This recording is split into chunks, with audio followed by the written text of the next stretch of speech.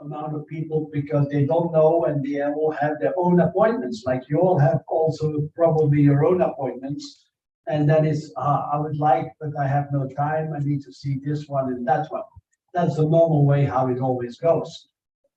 But let me tell you that in the last webinars we gave to our committee, we reached 140, 100.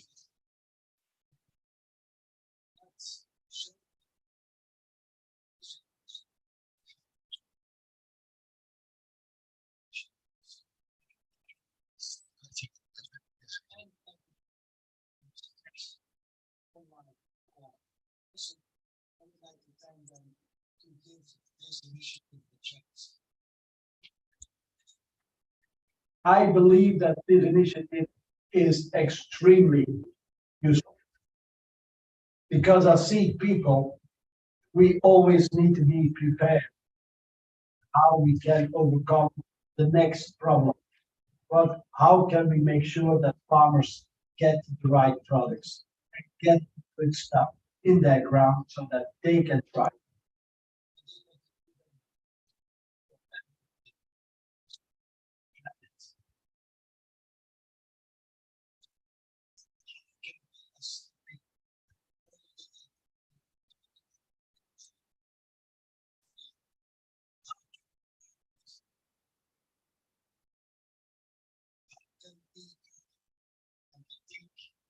This initiative here gives us a possibility, at least, to become a platform of, hey, that's maybe interesting. That's not, I don't think that's for us. But that maybe, yeah, that could be working. And that is the aim, and that's in fact the aim of APSA, C Technology Committee, is to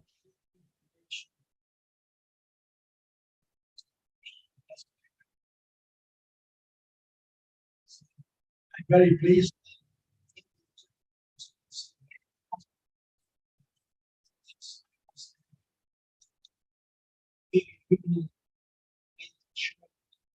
Now saying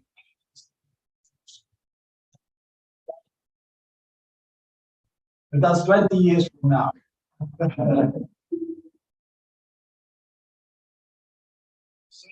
Voice, but after 2 days of APSA Congress, I'm starting to lose it, but I get there. Let me start with our first speaker, Doreen van Engelenburg. I'm not going to tell too much. I think she wants to explain herself. So she's the first one who is Mona.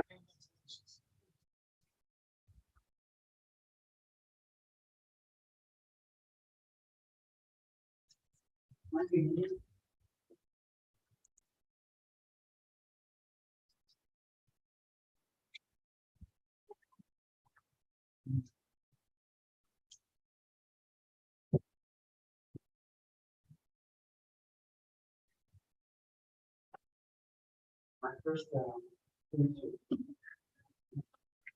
It's the time.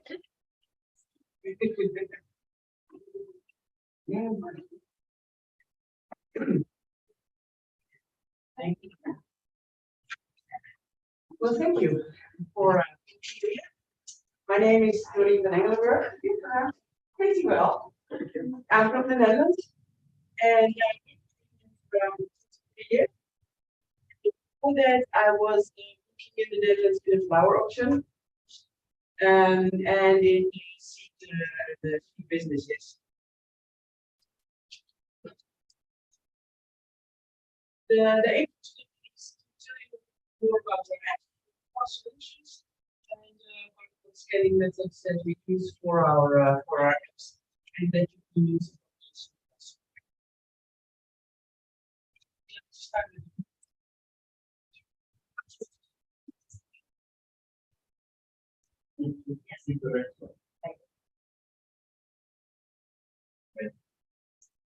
Yes.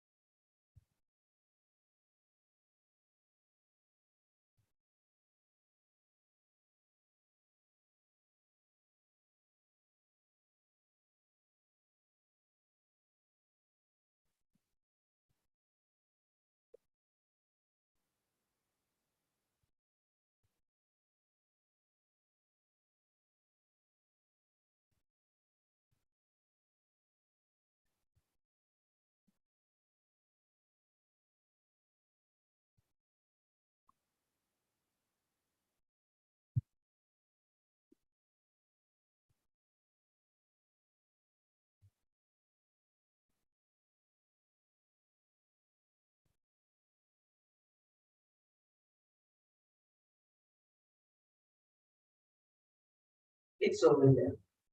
That's what I want to tell you, but this is just the starting up, the warming up, we say. Who are we? We are ABS. We think the best software for the agro business. It's negotiable, of course, but that's our thing. Our organization is just only for the agricultural business.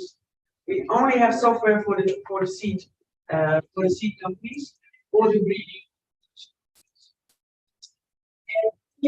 And we have, so it doesn't matter if you all fit in, and well, we can advise you also on your organization. ทำไมมันสไลด์มันไม่ปิด Your organization, of course. คือมัน Because คือ we're security layer on 20 years. I think next year we will 5 years. And we are, well, we say worldwide because we have 3 offices. I'm based in the Netherlands, close to Rotterdam. And this is my from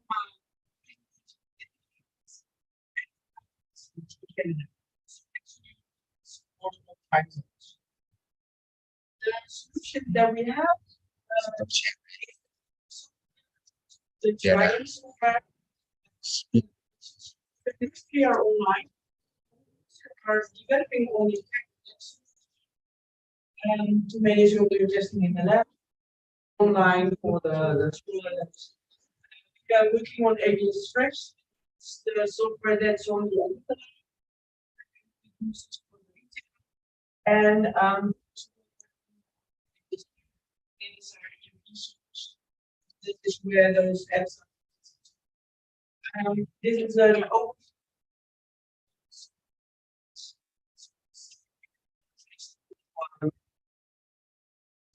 in the group. เปลี่ยนอันนี้อันนี้เอาอันนี้ And still entering your data manually, whether it is something else. We have the solution for you. This is how ABS is based. We have 5 modules.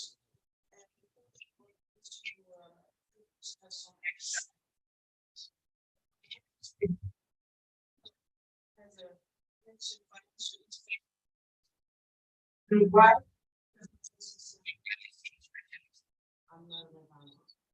So do what you do.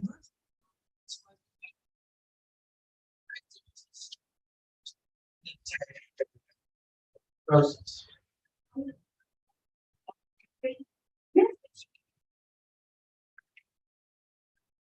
Oh, that is called thing. So this is doesn't matter.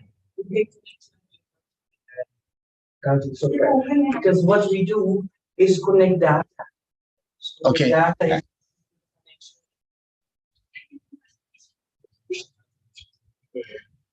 Generic VPN. ที่มันอย่างนี้อย่างนี้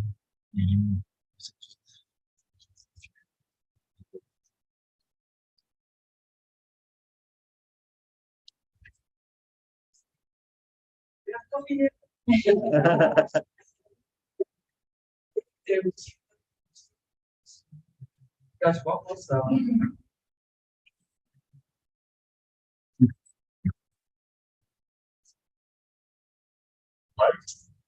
Hey, now you see what I have to say. Don't do that. Because that's my.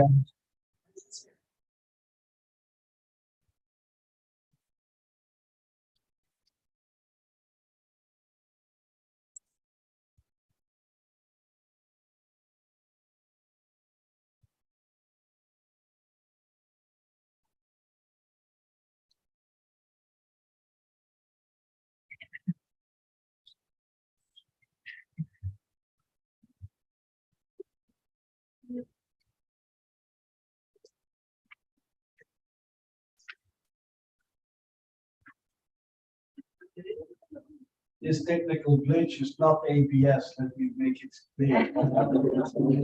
Yes, you. Is that ABS?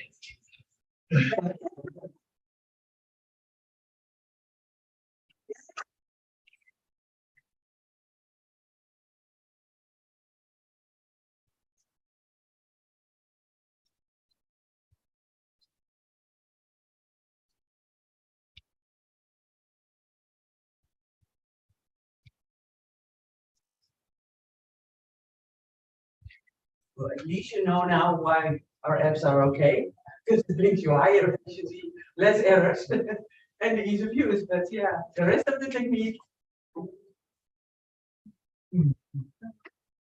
And you also demonstrate already your next question was why to use the things and that's exactly why you should use it.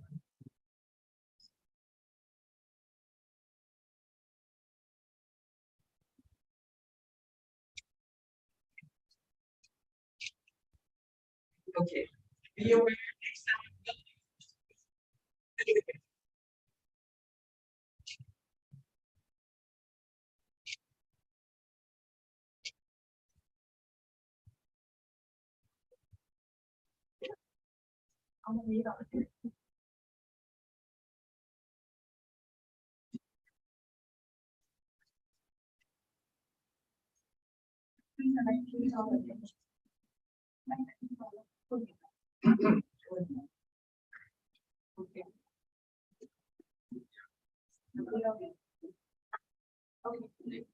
Yeah. Yeah. It's okay. We are flexible. Well, what does the apps bring you? Efficiency, less errors, and especially all apps are connected to a certain module that ABS is having, and we have the quality app, of course, for the quality of the module. And in processing, we have about 8 apps, 2 only processing, and we are working on stuff in there that's development. The apps that we have can be running on the phone, of course, and the tablet. And we have online apps and offline apps. And how does it work? Let's get barcodes with it, some activities with it, and that's why it's but you can also order for printing documents from the app, and you can see the specific information on the app. Actually, I would like to start with the production app, that is offline app, because when you're in the field and you do not have internet connection, it is easy to fill out new data on the app. It can be best used on the Android tablet, but it works iOS, but Android will be better. And this is one of the screenshots of our tablet-wise. It's easier to read all the lines that are in. And then it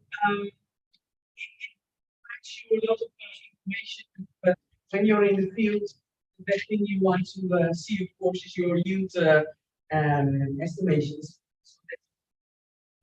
But also you can use it for email activities to check it, and you see you have preset answers. So it's very easy to use. You just take the right answer in the box.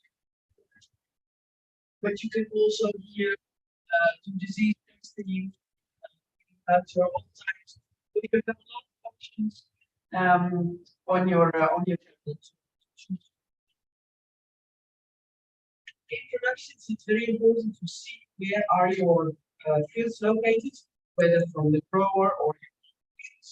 So it has a GPS navigation station.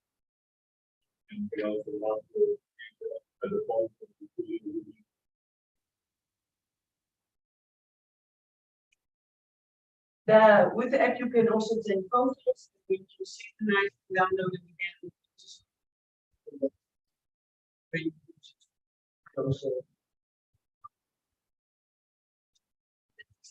I would like to show you quality app that is also has also an offline option, and it is well, sorry to say, very easy. Of course, it's for steering users.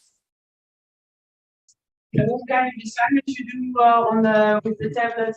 I have here a certain list, for example, management or well, all the tests you need to do in the app. You can.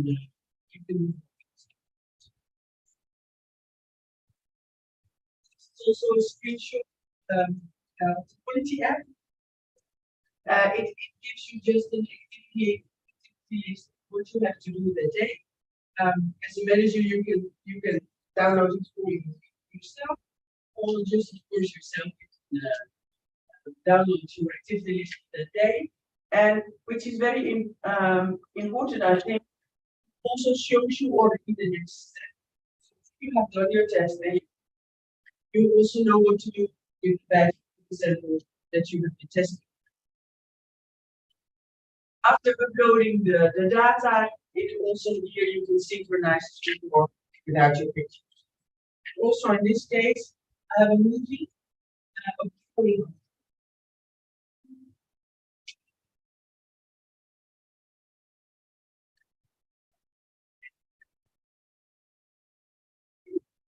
of really covers every process in this season. Today we will show you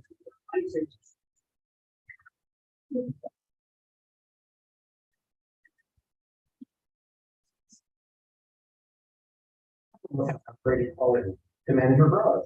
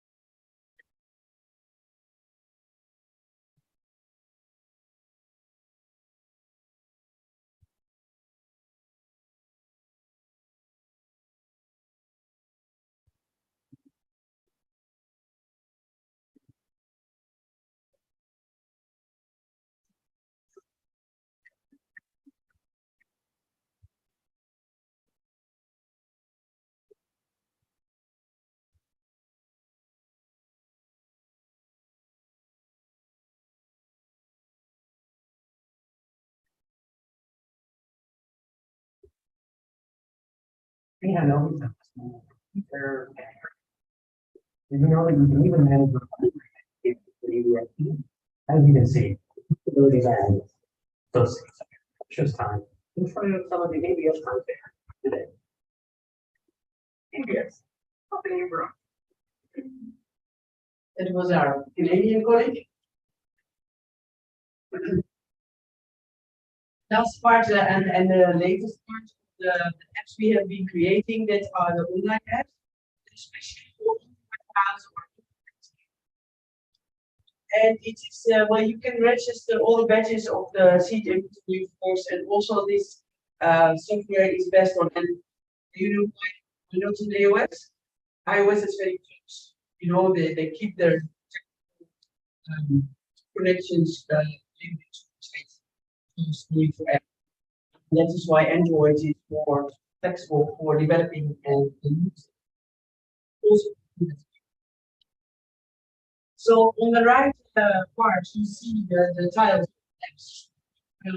I just tell you something about the first set of apps.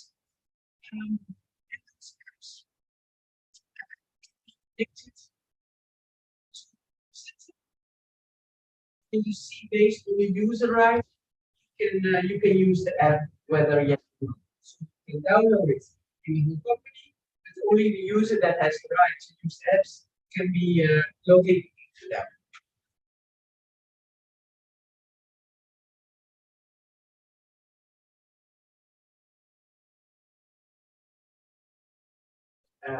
Departments in your company, and those look centers can be connected to printers.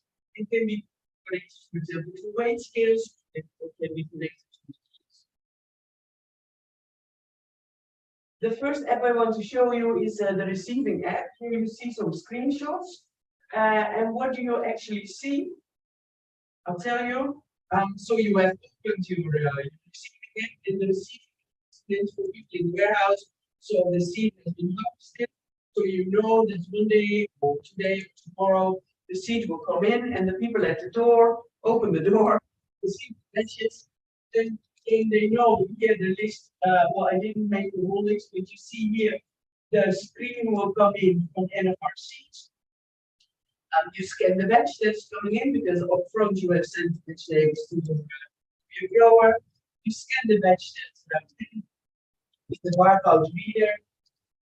Then you scan the weight scale, and automatically the output of the weight scale will come into the system how many kills it was.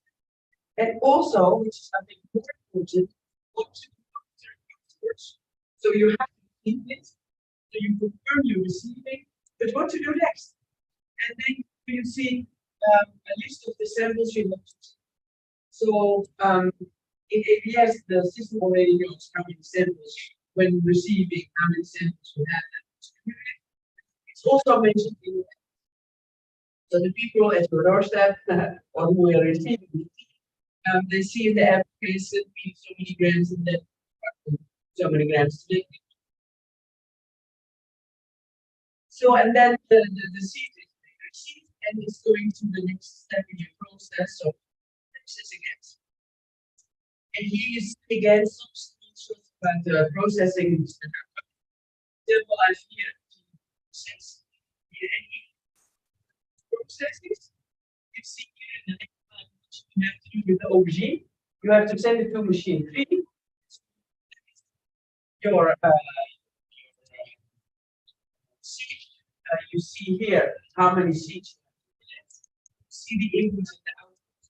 And based on the scanning again, you will do your activities. And here you see where you have to collect your seed from. So everything is mentioned in the app. So you have completed the test. You can scan.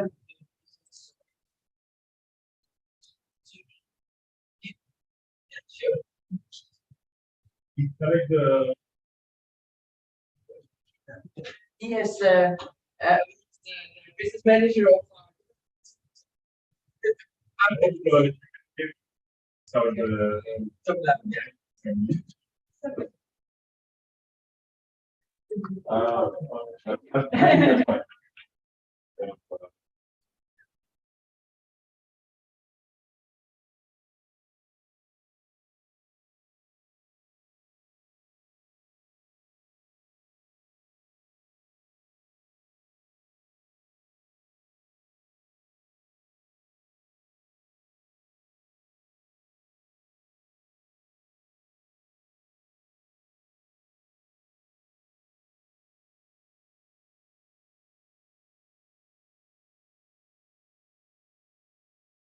to make as an output and how many samples you have to make.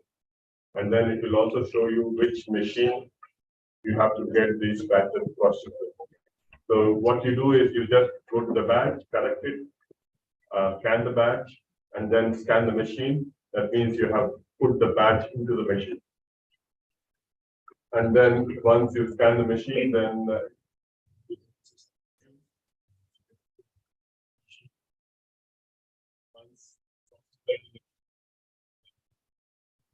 wait again.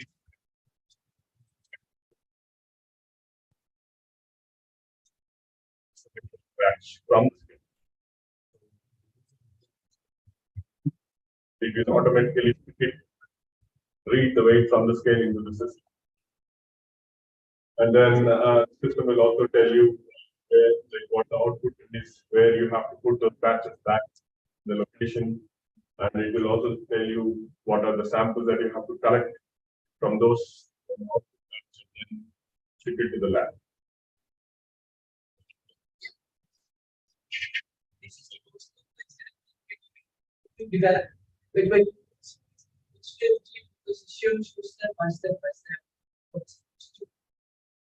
The other that we have is it's not very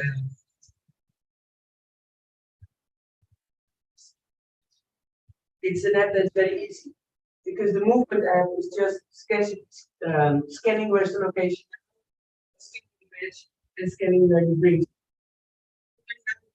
Warehouse that somebody moves your seed, and you never know where it is. When using the movement app, so easy. If you have to move something, it's always traceable. The app line is the expedition app. So in the warehouse or the expedition, they know exactly what to pack and what to send. For example, here you see you have one package away, but that is from, and it shows you the batch numbers, the location, and where to pick it from.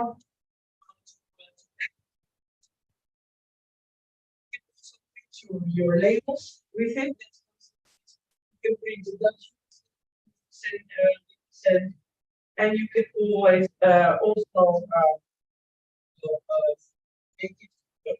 Sorry, wrong button. You can also make it ready for delivery. So you see, you have to pick 5. You have to pack 5 items, 5 batches.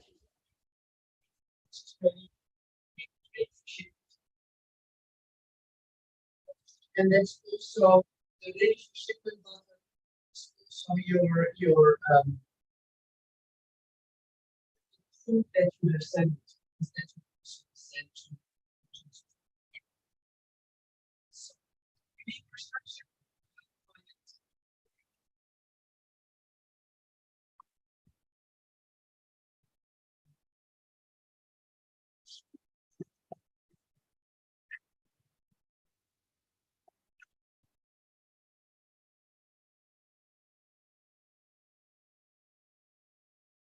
So, with a little hiccups, this was my presentation. Thank you for Praveen for your extra information because I thought we didn't have a lot of time, so I wanted to brush through it. But I also have some USB sticks for you if you want to see the presentation again. Then the PDF will be on the USB and you can have. And there are now time for questions. Do you have any more questions on what you have seen? Okay. Yeah, sure. I think the presentation will be nice. Oh, thank you. So not a problem. Yeah. I would just want to know the flow planning. So like we plan in advance. Yes. Like 2 months and 4 months. Yes. Can I make the advance planning in your model? Told me that my machine engagement, my people engagement for the next 1 month or 15 days. Yes and no. So yes, you can make a planning, but it's not as deep as probably somebody wants to have. So It's yes, not as deep as what the practice people, but we do have a machine planning model which can let you know which machine you can use best for possible match. Yeah. So it will let you know which machines are occupied, your schedule of the machine. We have a machine. Okay.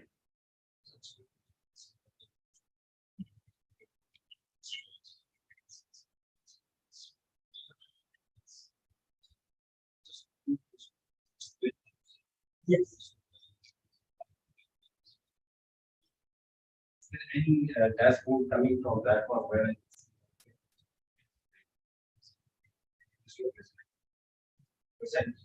can I see that on a real-time basis? We actually we do have dashboards in. Yeah. But Maybe I tell it to be because we need to have the microphone. Yes, we do have some dashboards in the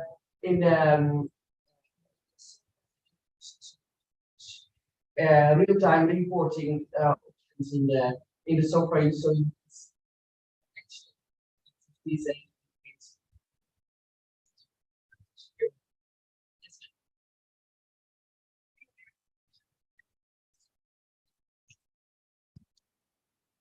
or the ABSR application.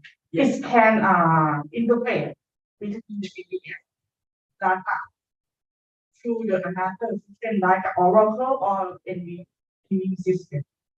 actually our apps are programmed for the ABS software. But if you want to interface the data with your Oracle, etc., that is possible. The app is together with ABS. Thank you.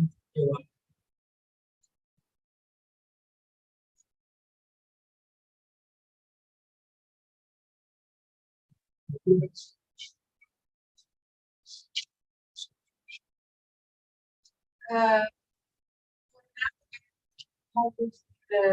in the app, but of course you can register that in it, yes. So you can register, but it's not in the app yet. Thank you.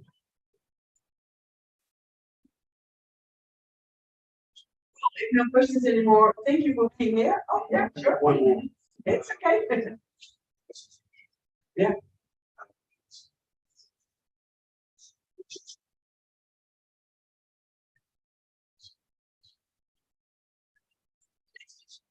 Yes. You found about your software. Yes.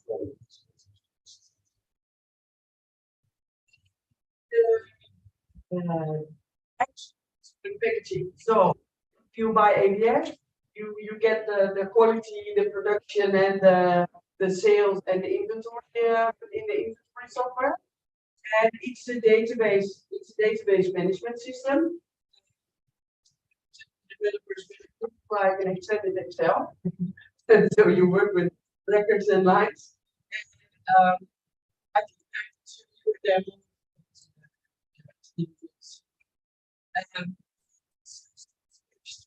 It's based on protocols and processes. So when you do the implementation of the software, we have a lot of discussions.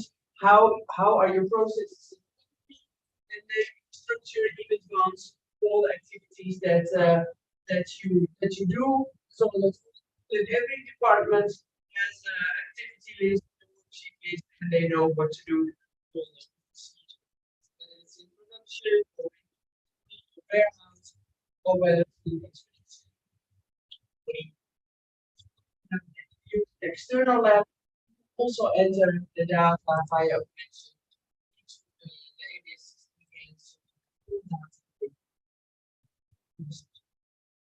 That's it. Yeah, that's better. Okay. Thank you very much. And enjoy the next presentations. I also that you can send the has a lot of things. You've got to plan up for the whole session. So, thank you.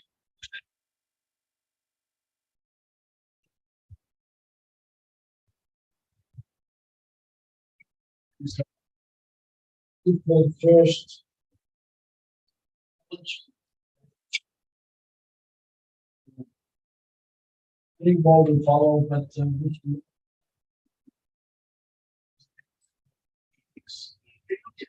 Thank you.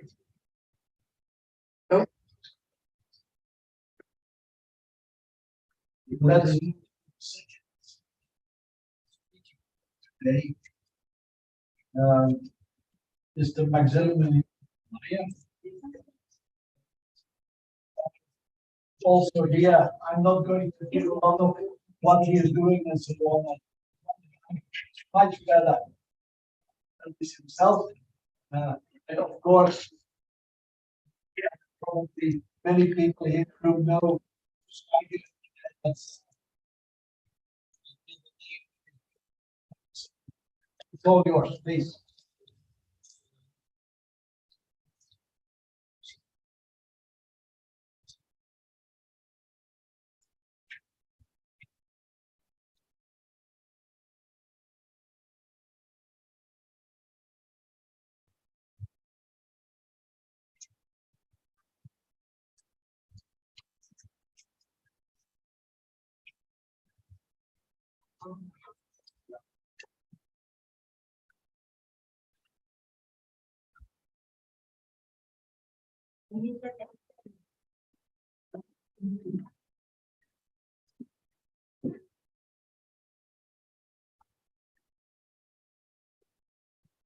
So hi presenter view.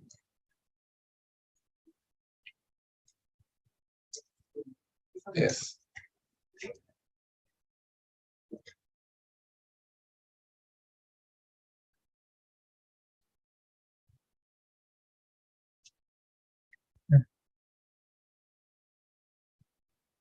Okay,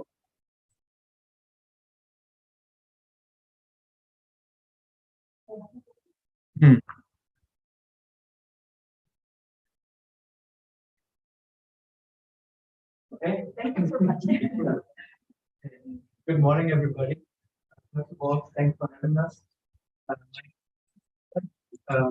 I'm an agronomist, and before I joined Wintersteig, I was actually working as a plant breeder myself. I was working for years, and then yeah, it was already introduced a lot.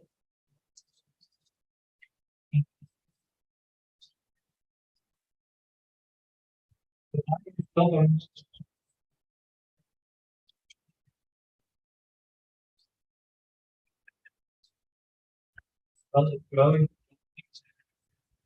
and also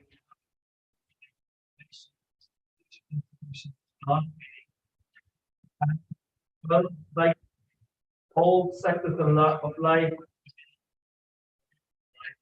agriculture and plant breeding, we are seeing more and more tools that give us data today, and all of the same in some way. Sport, region. Most important tool for that is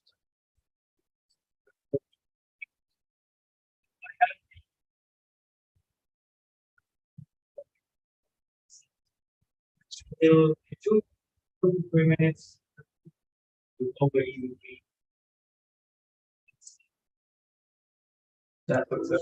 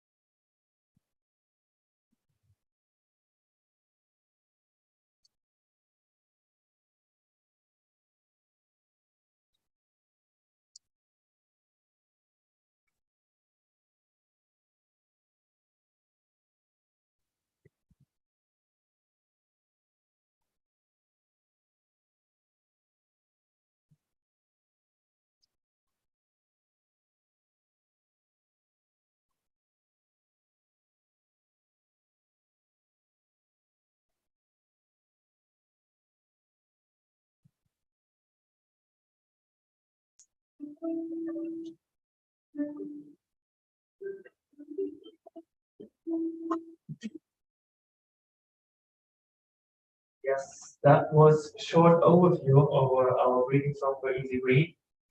And as I said before, it is the backbone of our step into the digital age. It can integrate data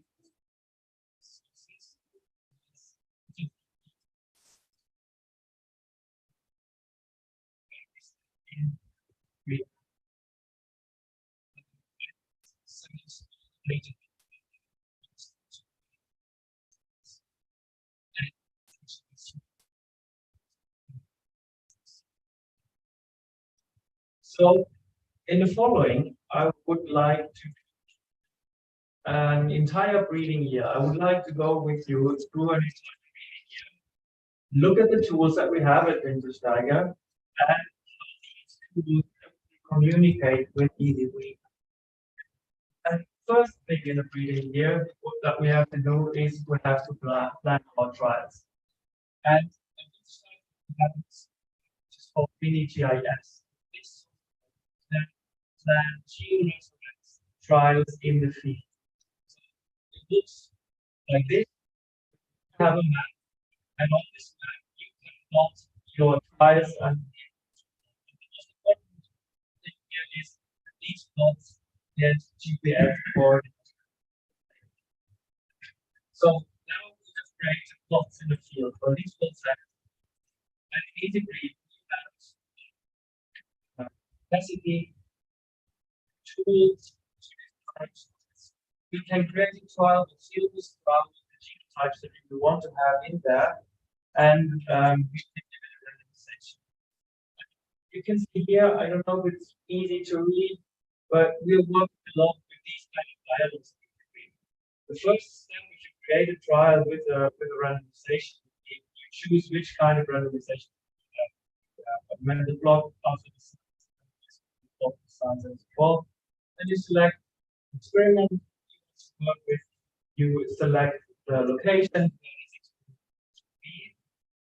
and the year. And here we're working with an alpha design right now, so you say I want 3 replicas and each block folio should have 5 blocks. Then you end up with a design like this. And all of these things, the randomization is based on R scripts, the open source statistics software R. So if you in your have very special design and so on, we can always integrate all designs into our software via R. It's super easy to do. So as I said, with mini GIS, we have created with EDB. And what we can do now is we can extract the GPS data of the plots from mini GIS and import them into EDB. So then in EDB, we have all the information that we need for sowing. We have varieties that we want to have in our trial. We have station of the trial, and we have GPS data. Our next step. As I said, we have all the information in EasyBreed. What else we can do is that we can actually manage CV. So if we have sources for our trials now we want to use, we can track those. So let's say I have 5 kilograms on variety that I want to use in a trial, which is in 3 locations. Software will keep track for me if I have enough seed material. So we have to manage it. The next thing that we've already talked about, we have immediately says the field plans with the GPS data. And those field plans can be exported. A lot of sewing machines nowadays have software running on the field plans. They can be directly exported. At Wintersteiger, we have a lot of sewing machines. This one, the Dynamic Disc Plus, is for crops, for several different crops. Precision planting machine, and this machine works with GPS, so you can sow GPS as reference plots, and also bring is steered by GPS. And with these functions, you get a very precise alignment of plots, so you will have very precise needs. And as I said before, these machines need field plans. We can export them to EasyBreed and upload them onto the sewing machine. The sewing machine also records how many seeds you've sown per line. This information is directly transferred back from the sewing machine into EasyBreed, and you have that information available. Okay, we have planned out we've sown it. Now it's hopefully growing very well, and we get into the busy season for this. And In EasyBreed, we can manage the traits and the characteristics that we want to work with, of course, and these traits and characteristics can be compiled into field books. These field books then again can be exported mostly as CSV files, and these CSV files can be uploaded to any device like handhelds, apps.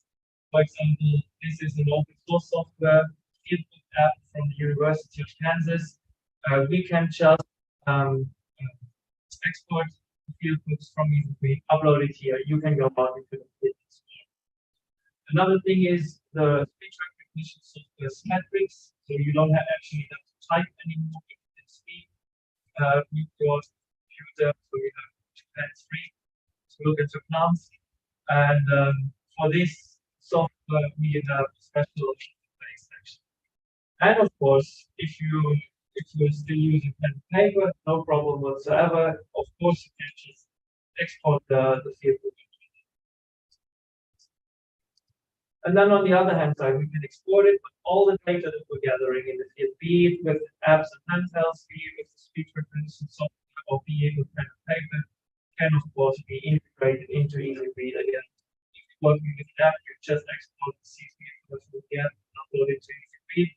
Working with pen and paper, you have to type it into an Excel sheet, or you can also type it into EasyBreed. So now we're not yet leaving the scoring part, but I would like to talk a little bit about more modern ways of scoring. Yeah, drones and drone pictures. And at Wintersteiner, we're having two partners which are from France. One is Air. Air is a manufacturer of drones, and Altea. Altea is more on the software side. They provide software to analyze drone pictures. And the drone that we're having in our portfolio is this one, as you can see, a fixed wing drone, and it has a built-in camera, which has red, green, and blue bands, a near-infrared band, and a band for the red mesh. And with this drone, you can fly over. But these pictures have to be analyzed to actually get information. That's what Altea does. And what Altea does is actually a web-based platform. You upload all these images that you're taking with your drone. Altea will stitch them together in a process that's called photogrammetry. So all these individual pictures are going to be merged into one big one. And at the same time, software will calculate vegetation in the most prominent one.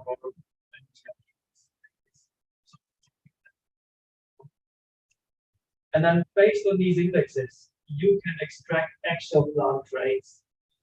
For example, you can do the plant height for every 4 crops.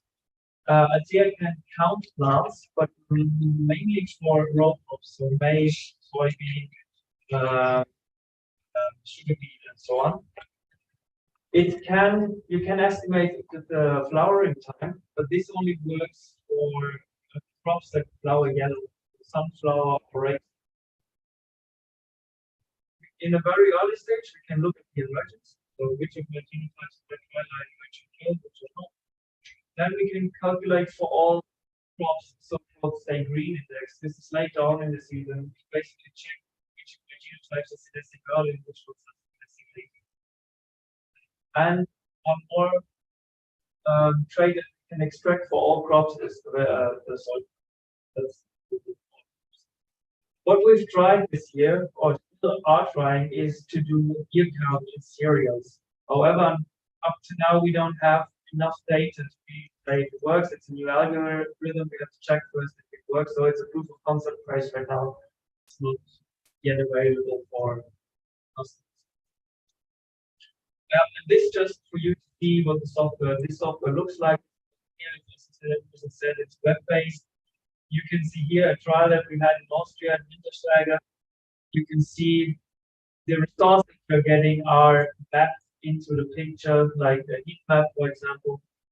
This is the DI index. You can actually click into the plots. I think this plot is clicked on, and you get the results on the right side, and the mean would be 2.34. The DI index.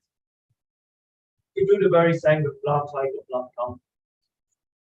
And as you can see, we use field plan here. And this field plan again can be provided by E3 as we've done for the solar. And all the results that we're getting from analysis can of course also be downloaded. You don't have to find them out. So you can extract speed files again. These speed files can be integrated into E3. Okay, so now our storing season is over. We have come to harvest, and a lot of harvesters these days need also field plans again for the software that is running on them. And of course, we can from EasyBreed again, just like we did for sowing. And later on, we've gathered data with our harvesters. We can integrate these data again. And the harvesters that we are having at Wintersteiger are multi-crop harvesters. So you can harvest several different of them.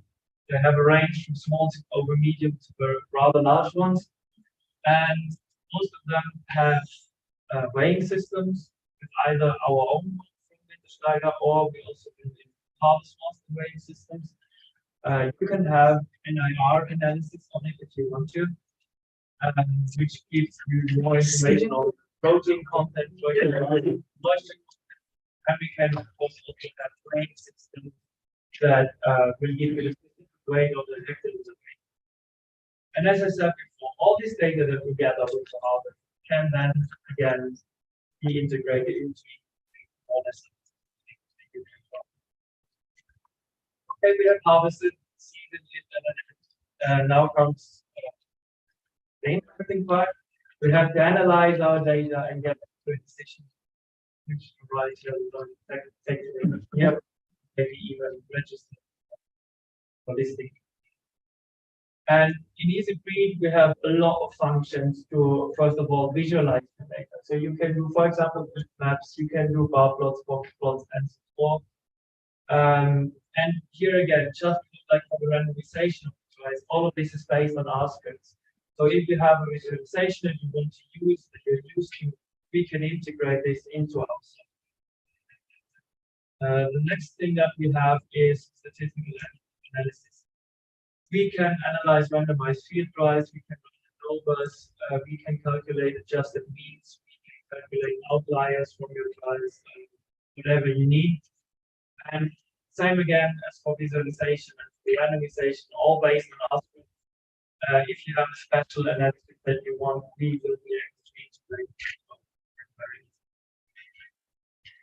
And then the last and final step, we have to select varieties that we want to put next year.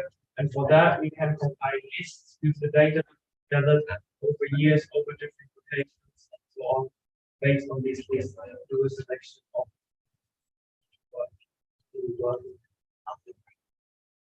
okay, so now we've gone through 1 year of freedom with EasyBreed. I have 2 points that are very important to me that I want to make very clear.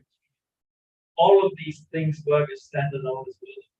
It's nice if you have everything, but you don't need to have everything. If you just want to work with EasyBreed without any of the other things, no problem. If you want to work with mini GIF without the rest of the other things, no problem whatsoever. Everything works as standalone. The second book very is I've now shown you products from the Wintersteiger family, but EasyBreed is of course able to communicate with machinery from other companies as well. We are not restricted to Wintersteiger machinery. If you have machines or tools from anybody else, we will still be able to integrate the data. So we have focused quite a lot on data integration. I just want to give you very fast what else we can store in EasyBreed, or what else we can do. We can, as you've seen in the video in the beginning, we can conduct all manage our varieties, we get pedigrees like this. We can also check if we've done the crossing some years before already. So we don't get duplications or redundancies. We can integrate lab data like quality analysis. We can integrate genomic data like markers, and we can also, to a certain extent, safety. So to wrap it up, what are your benefits of EasyBreed? It's fast and easy to install. It's we have a very user-friendly interface and comprehensive functionalities.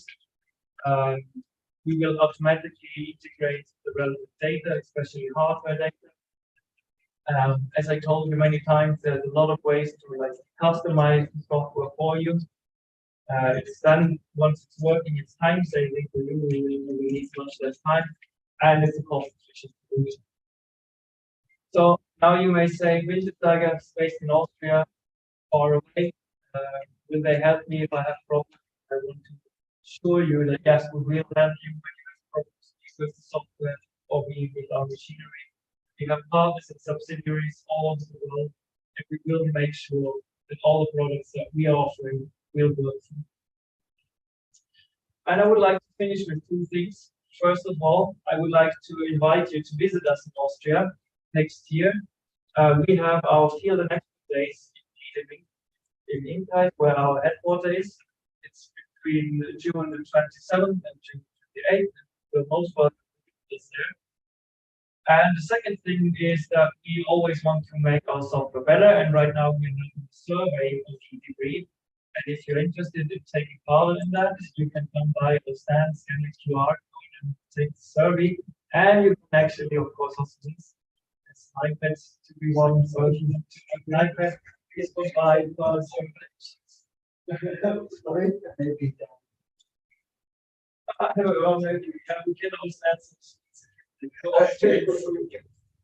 Yeah, please come by and visit us now and understand.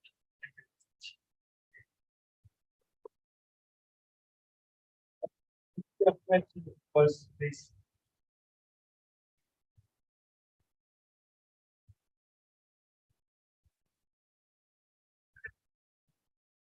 Questions? Okay, I have a question. It seems I'm coming with it looks like something like a value promise, right? It's like the something like value promise. Yeah, it's a little bit, yeah, but support the breeders. I mean, you don't have to be able to program. Yeah. It's pretty likely. So I mean the Excel database was ability to analyze such kind of particular data. We are not having a module yet that to analyze the genomic data that is needed. We can right now store the data, and we're working on getting a little bit into more like distance metrics. Because the thing is, if we would provide a solution to work with your genomic data, we would have to specialize that for every crop. And that's you know, you can have very small crops, very specialized. And it's a lot of work for us to build in genomic analysis for every kind of crop, so we will not get too deep into that. Okay, thank you for your question. After the seminar, I would like to have your part. Yeah, sure.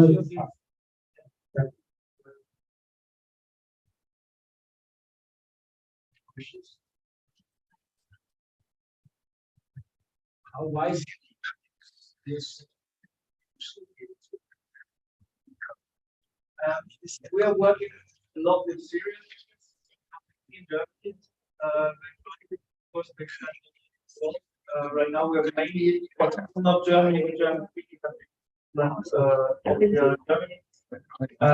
Mainly cereals, so that's itself it's the beginning we can work all kind of crops with like people that work the trees, with people who work flower.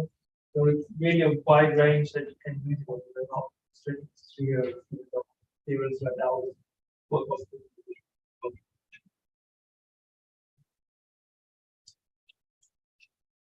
Questions? No. Thank you very much. Thank you very much. Thank you.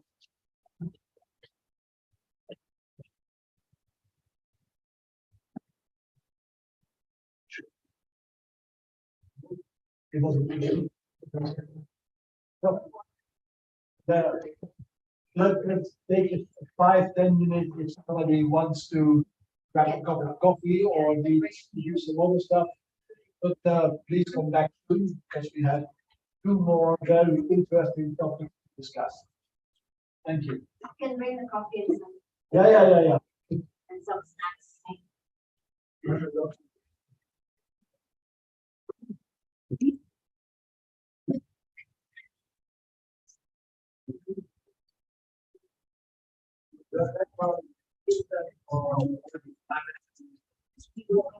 We have.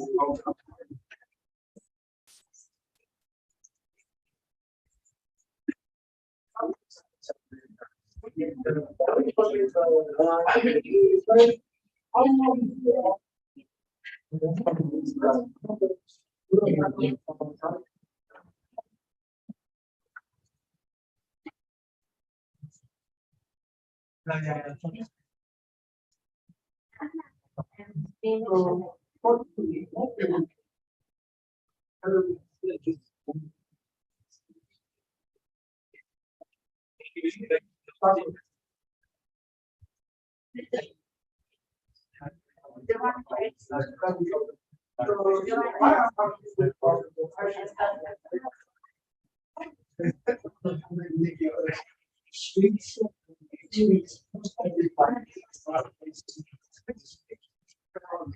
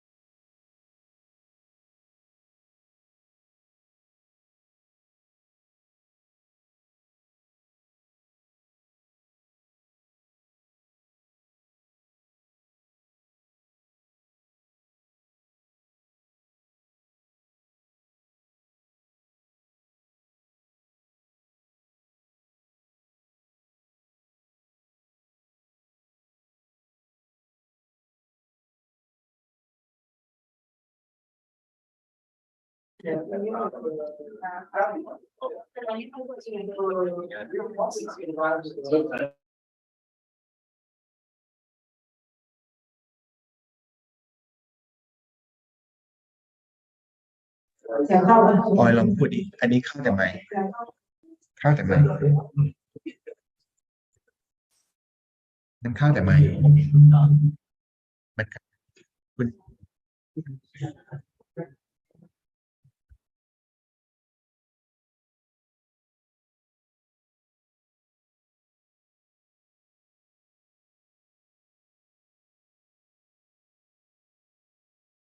เนี่ยผมเปิดอยู่เนี่ยมีมีตัวไหนที่เปิดมันต้องปิดทุกตัว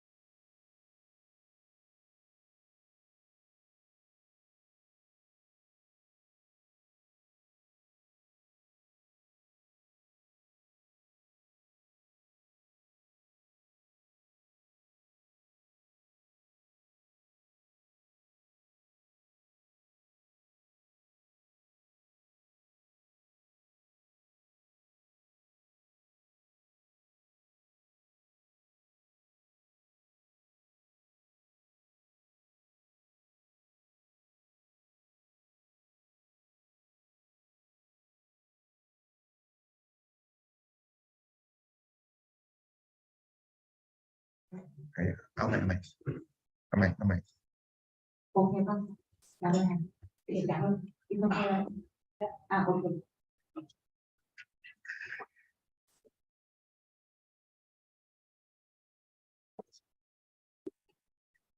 พี่ครับ อันนี้ผมต้องเลือกเป็น Thank Been you all good. for being back. It's always a good check if you do something. ทำไม You have a break. เป็นเสียงไหมผม If you have after the break, you still have other people in your proves that the first part was very successful. อ๋ออะไรใช่ไหม Otherwise, everybody is gone and you don't have them anymore. So for the first two speakers, congratulations. You kept the people in. Thank you. อ๋อ The third speaker now is Mr. Zhu Shen. Correct? Good, very good. I will let, like everybody else, introduce themselves. I can tell you your title is very, very interesting. And I'm really looking forward to hear what's behind that title. Thank you. Please.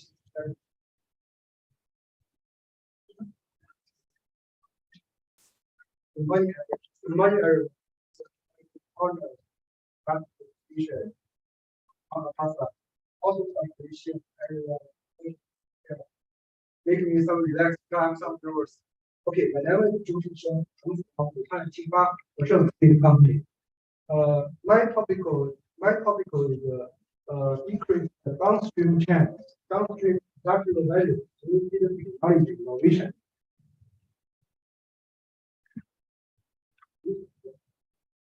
So seed growing, from seed growing, seed sowing growing, harvesting. And the agricultural product will be consumer product from.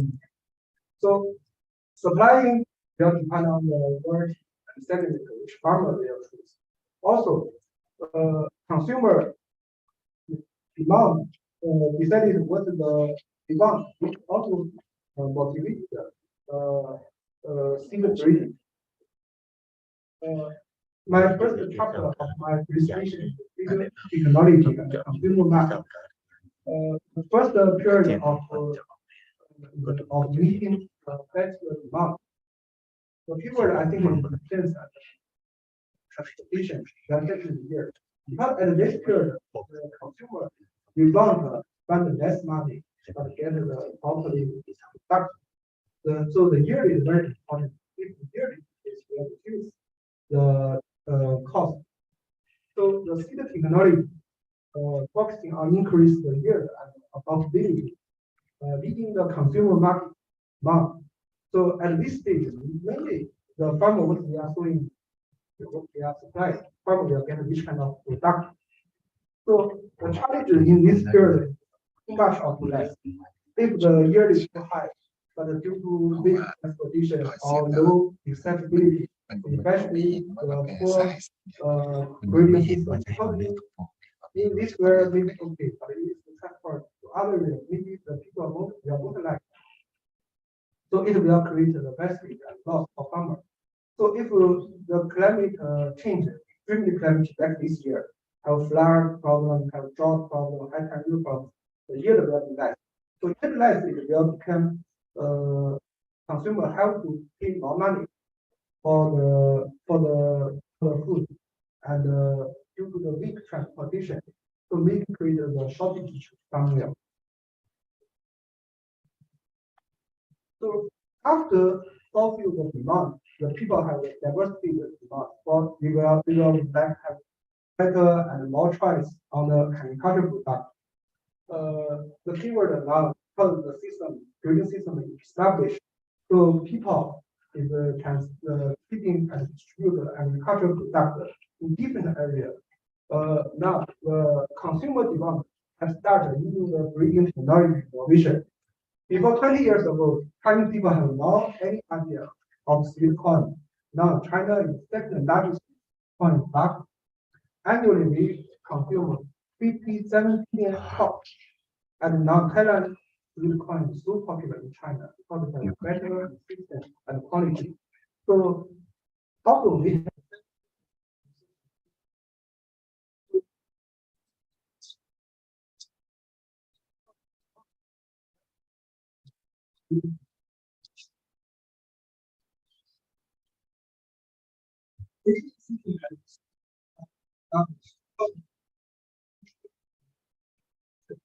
must be have the same uniform quality and uniform standard for the marketing and sale.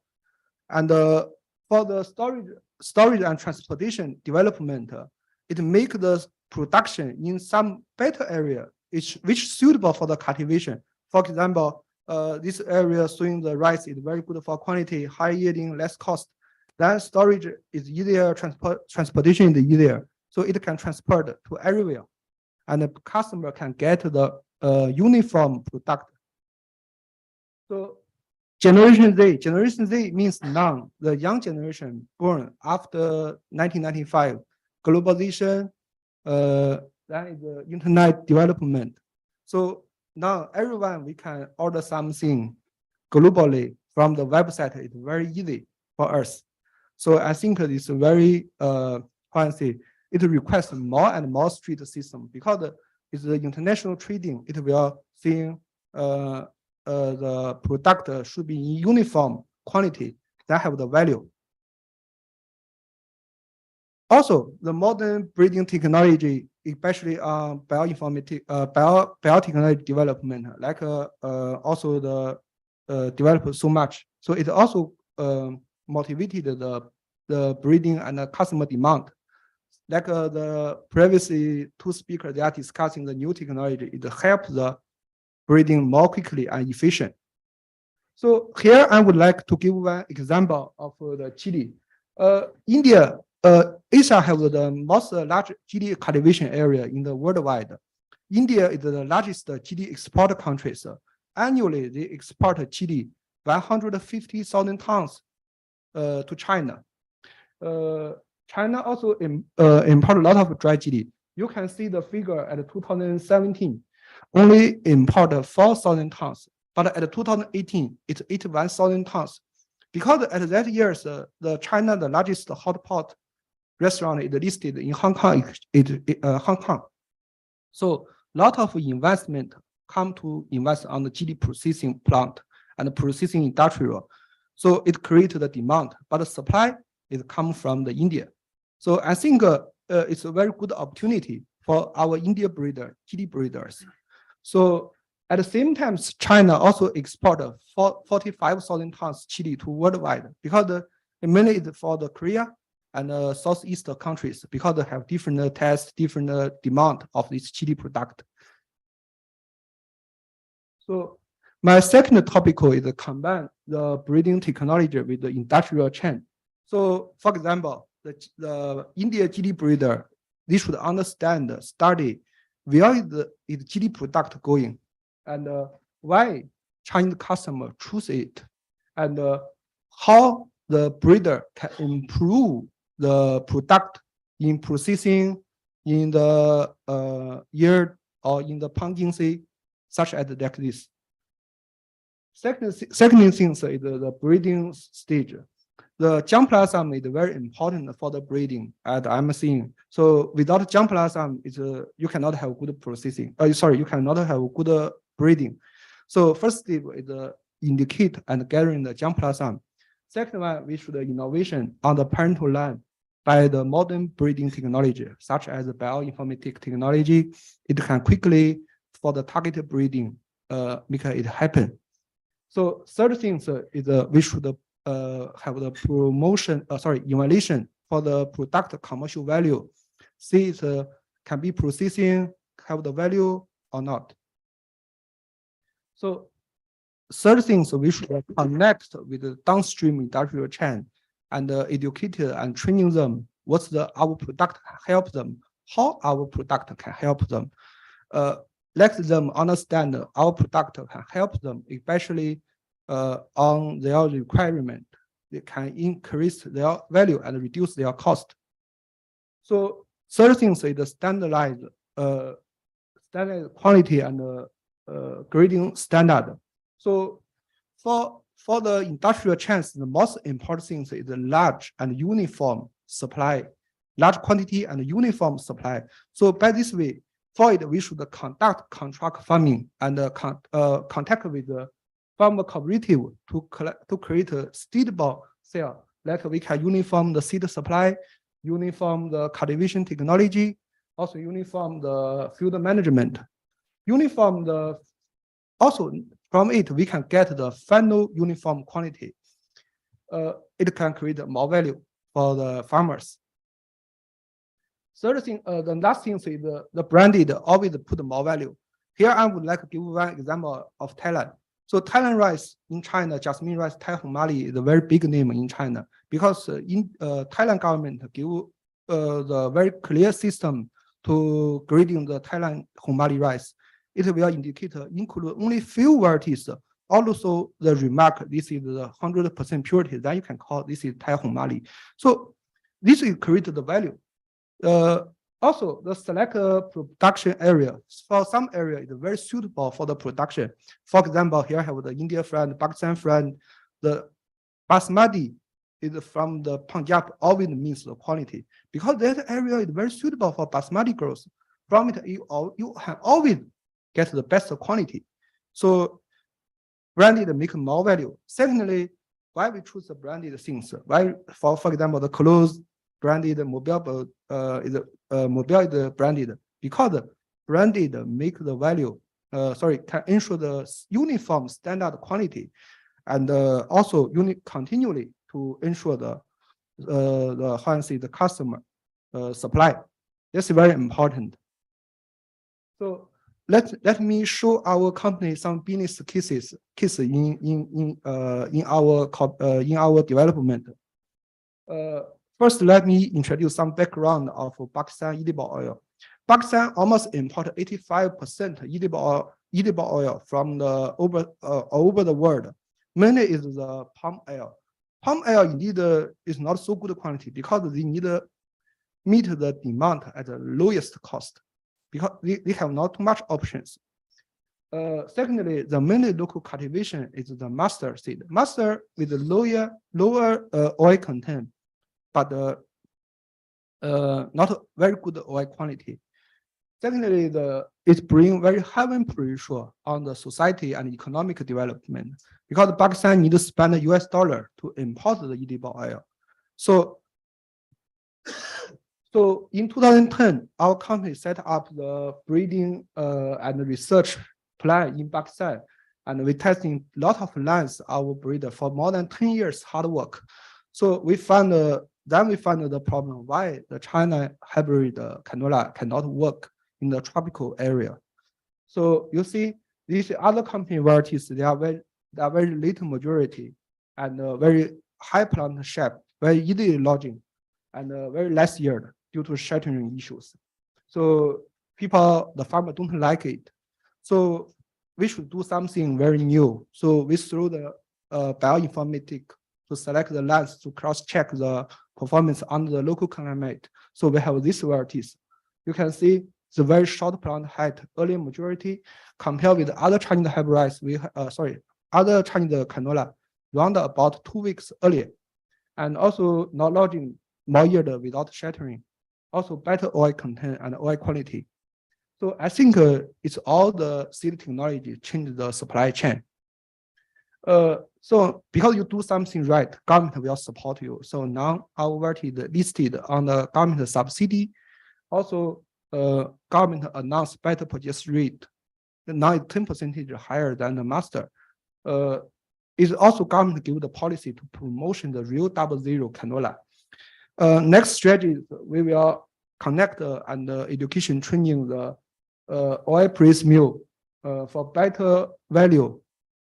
For better value raw materials, we will tell them from our seed you can get a better oil quality, higher milling result, better milling result, and also we will contract farming to conduct a large and uniform supply for the downstream chains.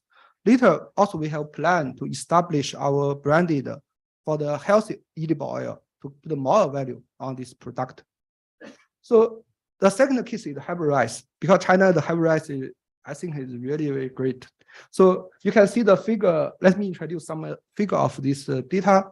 In 2004 and 2005, Pakistan only exported around about 550,000 tons rice. And at 2020, Pakistan exported more than near about 5 million tons rice. So it's all because the hybrid rice technology helped this country. So increase the yield for farmer, increase the profit for farmer, and reduce the cost and for the rice processing, rice buyer and rice export country. So it brings the potential for the downstream chains, nurse the rice exporter and the rice milling factories they can develop. So I would like to share very interesting and very success investment case. So in 2020, Pakistan exported the cost rice value is $1.7 billion, only spent $32 million on the hybrid rice seed. So the input and output, I think is not any investment can cross it. Also create a lot of millions job opportunity for this country. So seed business, if the seed technology innovation can really make the downstream chain value increase. Now, Pakistan is the fourth largest rice export country. Let me introduce Pakistan rice the grading system. Indeed, the grading system is very simple. Only include basmati and non-basmati. Non-basmati include the fine rice like 1121, 1509, such kind of variety from India. Also include the PK36, some local breeding varieties. Also, they include the cost rice.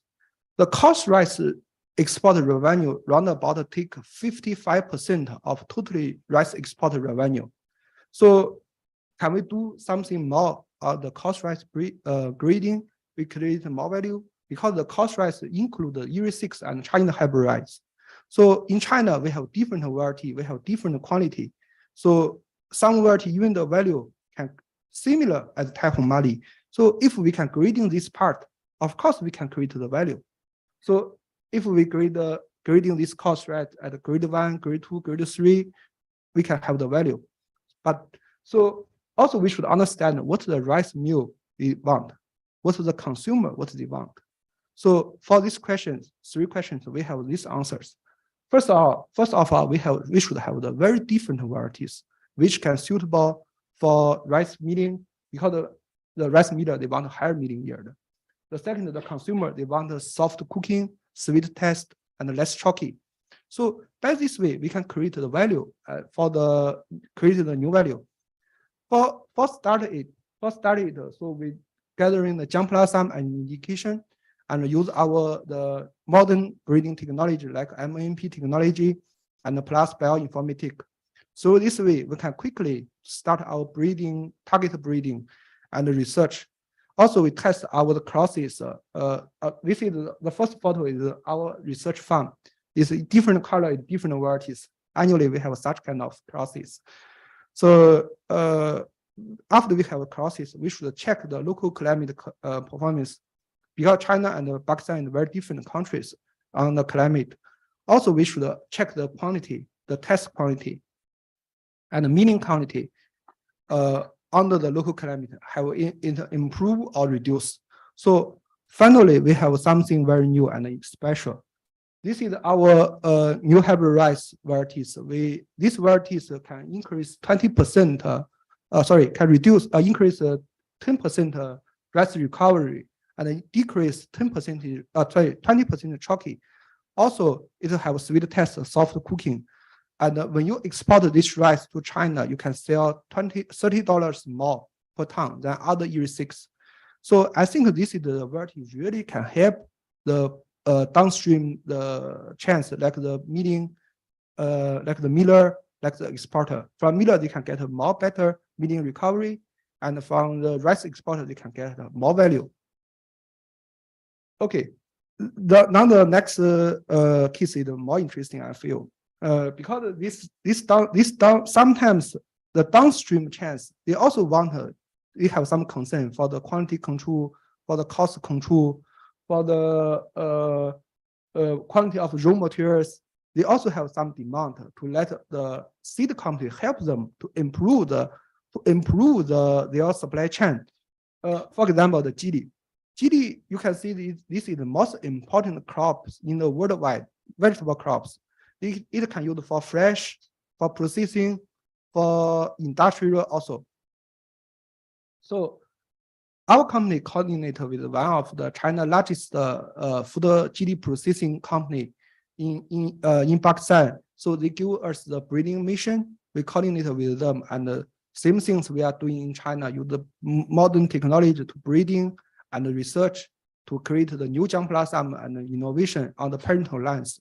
So we, at their demand, they want the higher pungency, different shape, resistance to the local. So I think it's very interesting because they are self-demand to promote the seed technology to innovation. So now we through demo and the commercial trials to develop the cultivation technology and method. So also with cooperation and with the farmers, farmer cooperatives to create the large quantity supply and uniform supply. After the processing and cleaning, then they export to China from Pakistan. So also we training them on the post-harvest technology and also on the grading system, make it easy. You can see some photos of our initially work. So we testing and commercial and also guidance on the post-harvest. Let me introduce something of my company. My company, Wuhan Qingfa Hezheng Seed, is located in the Wuhan. Now you can see the most famous city in the world. And Hubei Provincial, China, we are the ESTA member laboratory, and also we are cooperation with the we are ourselves is the Hubei Provincial testing center for plant DNA fingerprinting authorization. Also, we coordinate with the Hubei Academy Agriculture Science on the overseas testing and research unity. We are Green Super Rice project member. It's a high technique and breeding company. So our development concept is first is the localization, include the team, technology, breeding, and service. Second is the less but focus segment. Third thing is we have the systemized operation and management. So for better breeding and research locally, we establish our own research farm in Upperson. For rice, for winter crop, we have the canola and vegetable testing in Punjab. Also, we coordinate with the PARC, Pakistan Agriculture Research Council, for national uniform yield testing. This is the only overseas investment on this national project. During the season, our technician, we are training the local staff regularly and give them to transfer the technology to them, and they can service more farmers.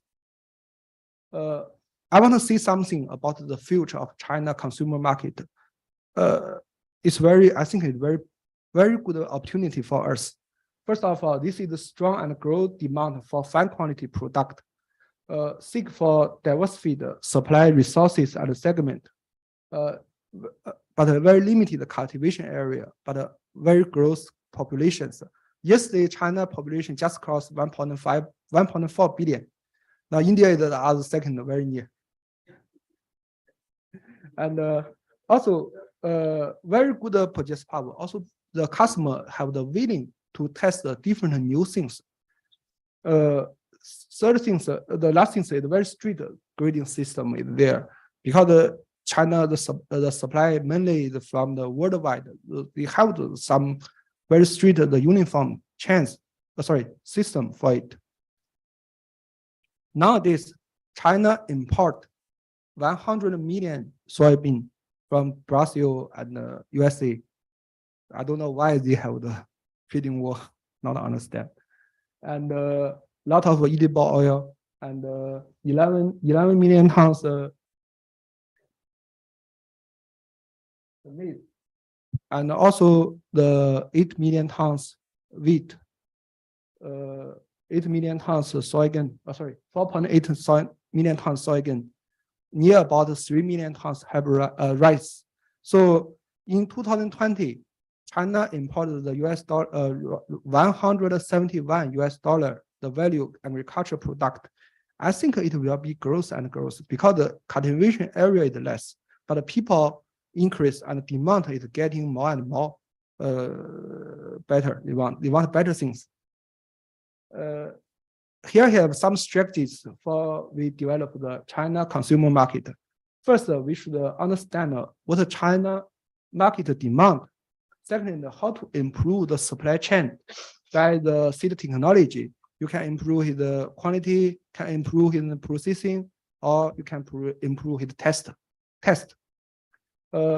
We should also follow the China market grading system and quality standard, and also must create a big supply, quantity supply, because China market is very big. For example, this time I'm coming to Thailand, I'm very surprised to see durian even more costly than China, because China, I think, produce a lot of durian, this kind of fruit from Thailand. So the price of here is almost similar to China. So I think I believe China consumer market development will bring the benefit for the seed and agriculture product company, especially for the Asia and the Pacific countries. Thank you all. Thank you, guys.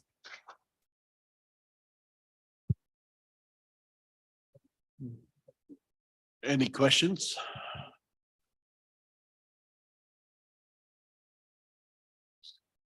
Yes. I think it's very interesting and very different topic. Just like to know that how you really map the downstream marketing range. Because you're working in Pakistan, you are working in China, and then you are looking for a lot of export value of the Pakistani rice. So how you really map the downstream trends? Because these different countries are involved probably in that. First of all, now the data you can find for the rice, we cooperation with the Pakistan, the largest rice exporter for this rice development. So because when he exported rice to China or other countries, always have the quality issues. So he hope through the seed technology to sort out his problem. So during this cooperation, he tell us a lot of information of this data. About other product data, you can check from the Ministry of China Agriculture. Thank you. More questions? Like Sanjeev said, it was a very different topic, but very good one, because it gives us another way to look to technology and how you can apply technology and how you can apply and how you have to make sure you get the right things done. I was really impressed with that. Thank you very much for that kind of talk. Thank you, everyone. Thank you, everyone. After it, I will keep in practice my English. Much better than my Chinese.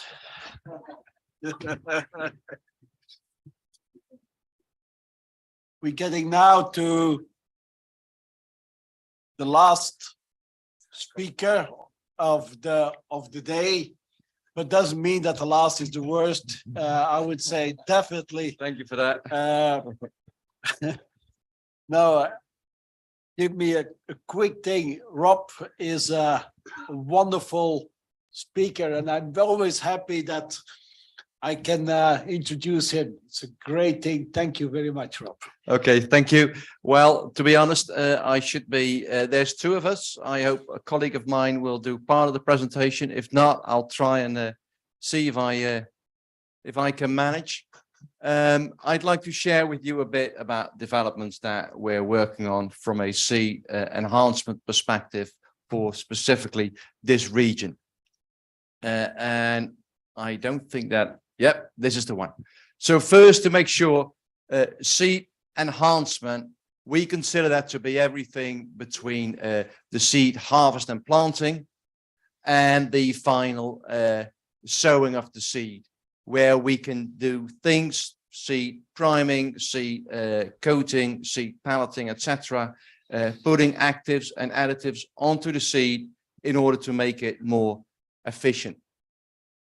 Within Incotec, we've got a global presence. We're represented all throughout the globe, and specifically in the APAC region, we've got production facilities in China, India, and Australia, besides sales offices in this region, Singapore, Thailand, Vietnam, and Indonesia. From Incotec, we've got several seed technologies that we're doing. From the bottom right, we do priming of seed, and we'll get into that also for specific crops in this region, and crusting and palleting, application of actives and additives. We'll elaborate a bit on that. Upgrading of seed, which is selection of suitable seed, the highest quality seed within a seed batch, film coating, seed hygiene, and analytical services. Within Incotec, we're part of Croda. Croda is a big specialty chemistry company, and we've got specific ambitions. We want to be climate positive, land positive, and people positive. And when we develop products, and if any of those products, every of those products that we develop should fit in one of these categories. If they do not fit in one of those categories, we will not develop them. So this is the target of development for our products. If you look at the specific regional demands, what we are developing, the APAC region, there are a few products that we specifically are aiming for specifically this region. For example, a pink color. It's not typical for the rest of the globe, but it's something that's being looked for specifically for this region. And we've got what we call Disco. That's the brand name of our film coats. Pink 1606, vibrant color, abrasion resistance, and dust control, in order to make sure that there are no environmental issues or issues with workers. Of course, it's compatible with a wide range of active ingredients, and there's very good coverage of the seed. Furthermore, we've got fluency powders on the right-hand side. Fluency powders are powders that are being applied after coating of the seed with a film coat, and specifically that will help you to control stickiness of the seed. It will improve the seed flow, and it will reduce abrasion resistance. Abrasion being the fact that chips, flicks of the seed coating will be removed during transport, during handling of the seed. We've got a high color film coating specifically for this local market. We've got a high color red 149, and we've got a 1116 with depending, and they are different compared to the cosmetics for the amount of shine that is being put onto the seed. And there are specifically for this region, depending on the crops, for rice, we've got a specific yellow product, we've got green, blue, all kinds of colors specified. Am I good? I'm good. Okay. Specified specifically for this region to accommodate the colors that are needed in Asia Pacific. So these are all the colors and brands, palettes, etc., that we have for this region. Now we are working to also, in order to stimulate yields, we are working on products for this region where we want to boost we want to boost the seedling growth.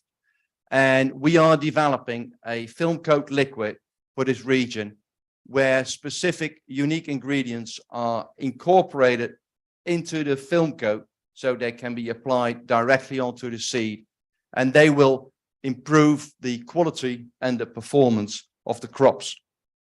And you see specific pictures of this, what we call functional film coating, on the left-hand side.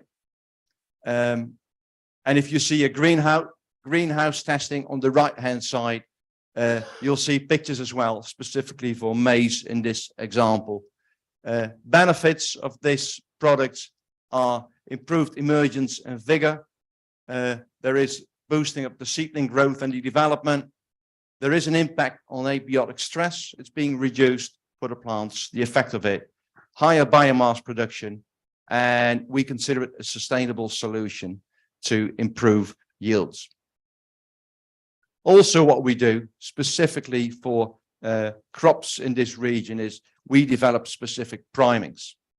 A priming, for those who aren't aware with this technology, it's used to get a faster and more uniform stand of your plants.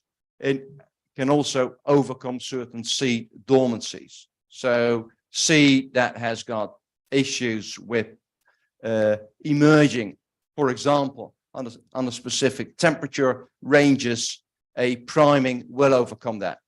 Specific crops, for example, have issues with germinating at low temperature, and a priming will stimulate the emergence of that crop. One example being watermelon. And what you can see here on the left-hand side, you see on the y-axis the amount of germination that you can see, and on the x-axis the germination time, DAS, days after sowing. And what you can see is that primed seed, which is the, let's see, do I have a pointer? Yep.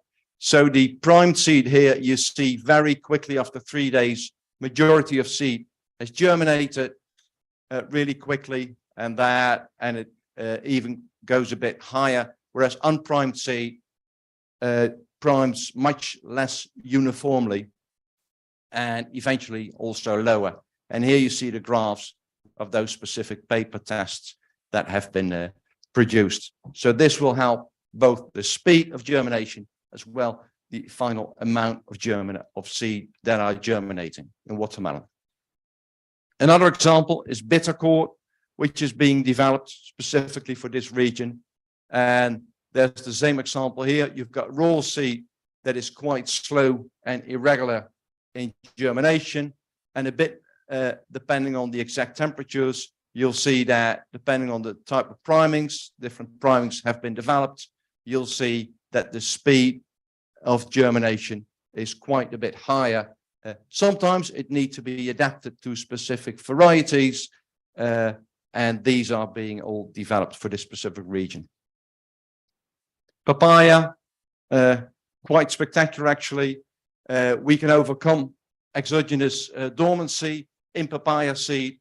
You'll see that we have faster and more uniform germination for papaya seed, synchronous, and the uniformity of the seedlings is quite nice. And you can see two different types of priming. This is the primed seed. Very quickly, days after sowing, let's say between 13 and 15 days, all seeds are up nicely and uniformly, whereas the raw seed is quite irregular, and it can take easily 3 weeks. And here you see pictures of these specific tests. Rich gourd, another example, priming has been developed. Again, seed dormancy overcome.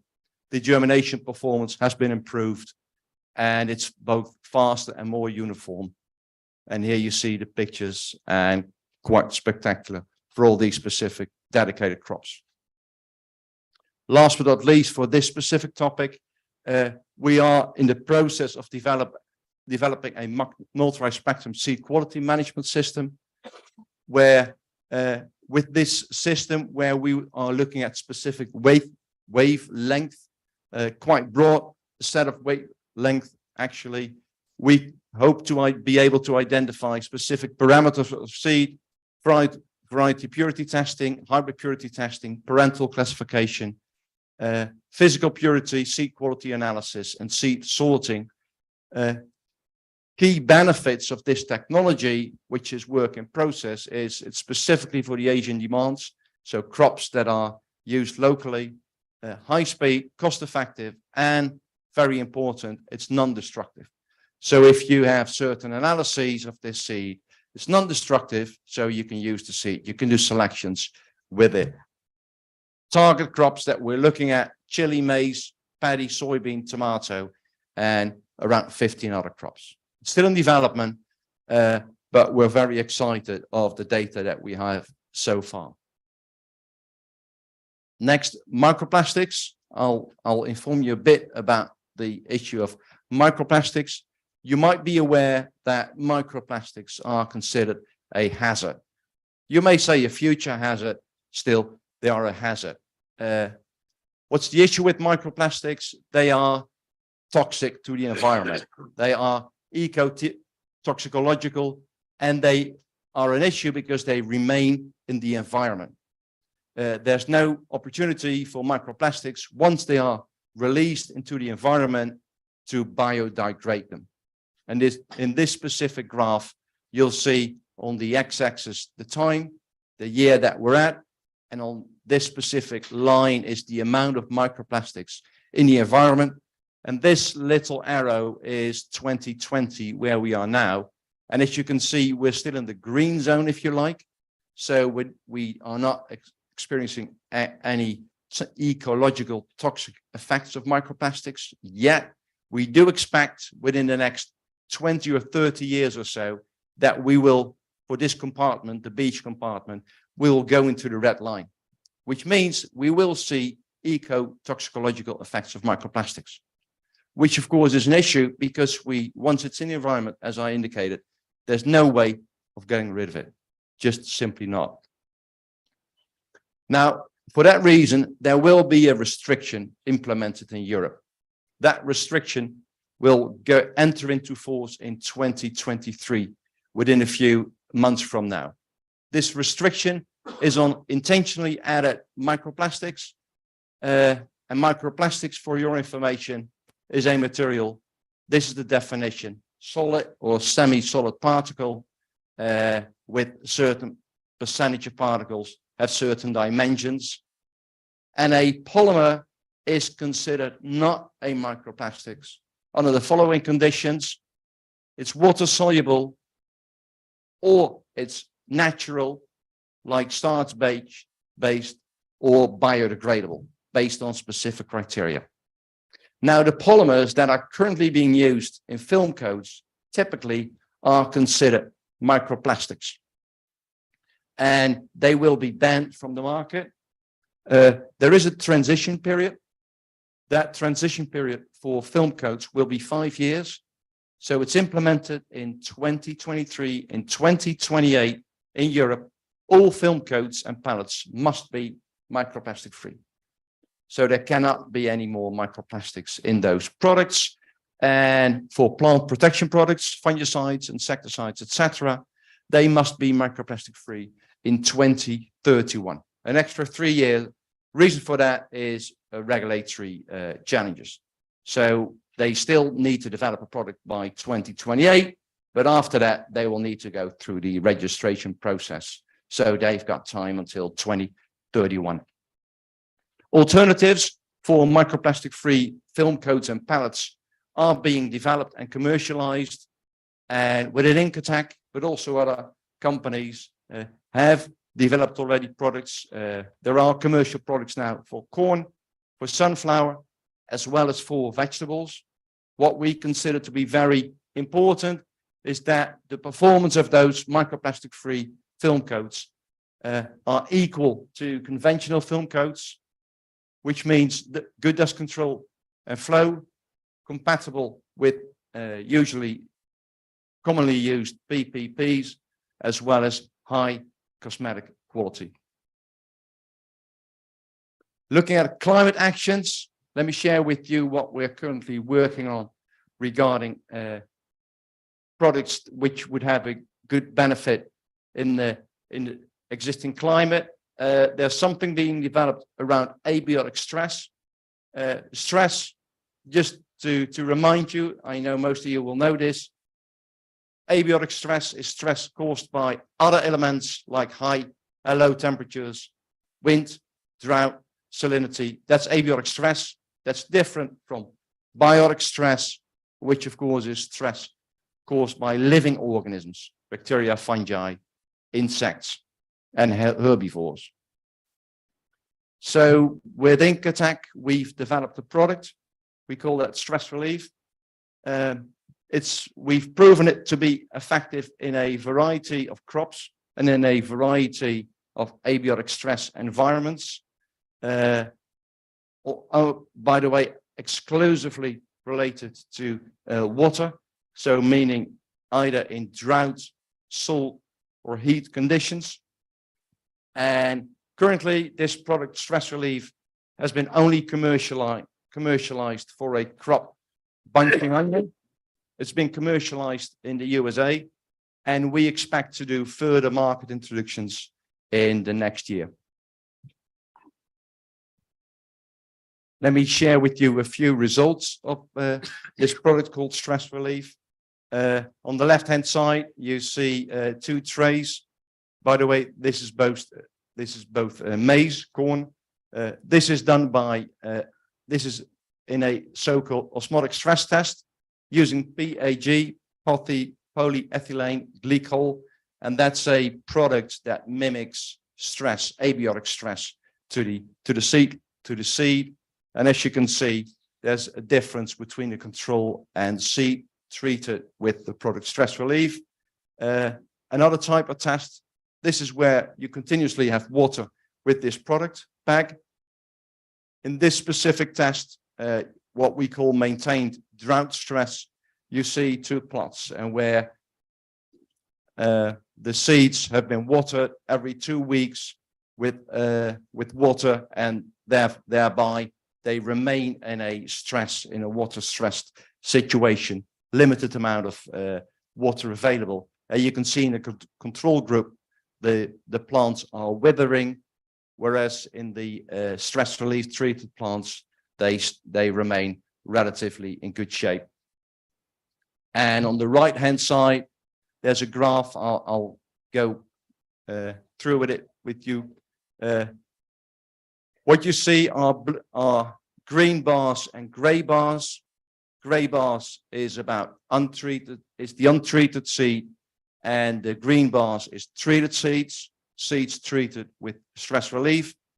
And what you're looking at is the percentage of plant emergence per length, foot or meter or whatever. And that after 2 days, 12 days after sowing, or 22 days after sowing.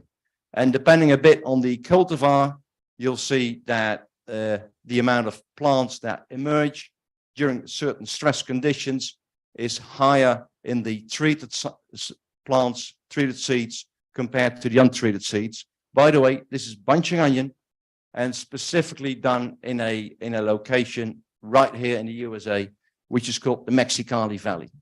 That specific region is known for drought and salinity issues, heat conditions. So, and it's done on bunching onions.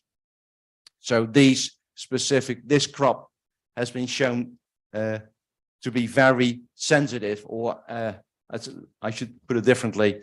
The product stress relief has been shown to be very effective for specifically this crop in these climate conditions. And we're identifying where else, which other crops can benefit for this specific treatment. The last topic I'm going to share with you is about microbial power. Let me go through this. We all know that there are challenges with the use of synthetic PPPs, plant protection products. It's being reduced. There's ambitions in the European Union to reduce that, but basically globally, everybody wants to see if there are alternatives to chemical pesticides. And one way to deal with that is to look at microbials. And there are certain microbials which are pretty well known as, for example, biostimulants. Mycorrhiza is an example, pretty well known. There are biofungicides. Trichoderma is being used and registered as biofungicide. There are biopesticides. Metarhizium is an example. And there are biofertilizers, of which Bradyrhizobium, of course, is a very well-known example being used on soybean. Now, most effectively, you could imagine that you'd like to use those specific microbials on seed, doing a seed treatment, because then you will use least amount of products, and it gets directly where you'd like those products, those microbials to be. Now, there are challenges, to be frank with you, to keep those microbials alive and active onto the seed. To name a few, compatibility with PPPs. If seeds are treated with a fungicide, you can imagine that when you're applying a fungicide, a biofungicide like trichoderma, you might get issues. So you'll need to select, okay, how do you overcome that?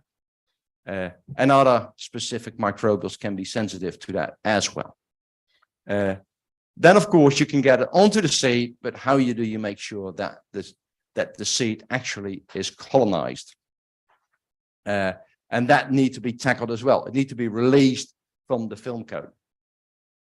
Temperature is an issue. Once the seed is treated, during the treatment itself, when you're drying the seed, or when you're storing the seed, there might be issues to keep the microbials alive. There can be different application methods, a seed treatment, spraying. There can be pallets being made. You need to make sure that your application method actually is compatible with viability of your microbial. Type of formulation is something that you'll need to look at, whether it's a liquid or a powder. Is it all compatible? How do you apply it? And last but not least, there might be registration issues.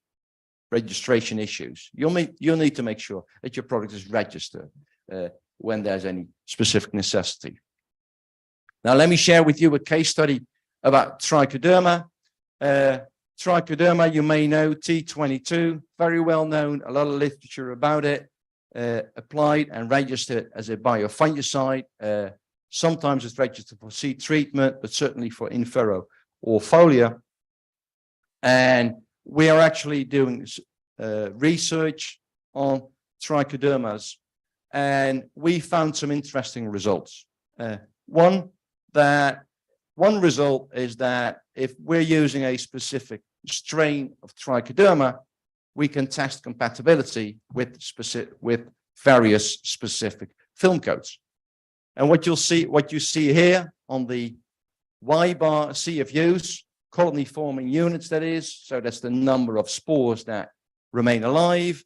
And this is 3 bars of film coat A, film coat B, film coat C. And what you see, and that first bar within the 3 bars is after 1 hour. So directly after blending in, 4 hours in the formulation and 24 hours in the formulation. What you're looking at right here is that in this specific film coat A, the trichoderma spores remain viable during a 24-hour period. Of course, we've tested longer, but for practical reasons, 24 hours is plenty in order to apply it onto seed. Film coating B, somewhat less, so you see a certain decline after 24 hours, and film coat C, we saw a way stronger decline over time. So you'd suggest, okay, so we're going to sell film coat A to be trichoderma compatible. Well, guess what?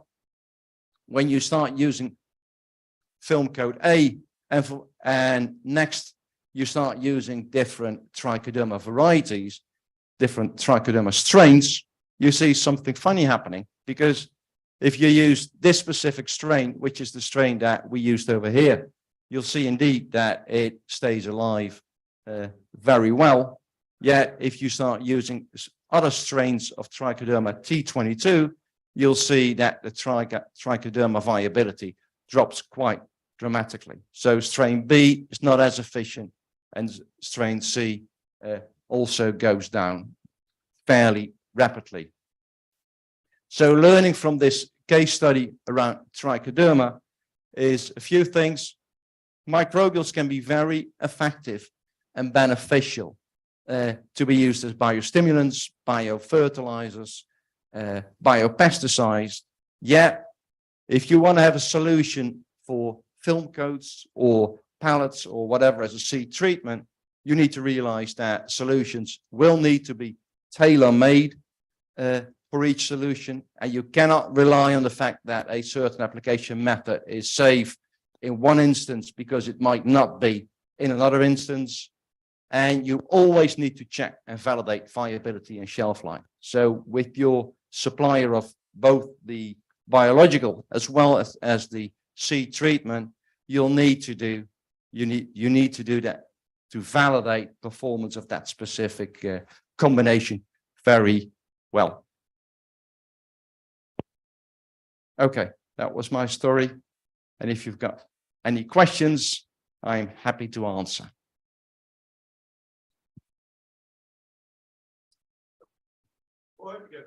Specific hours for this region?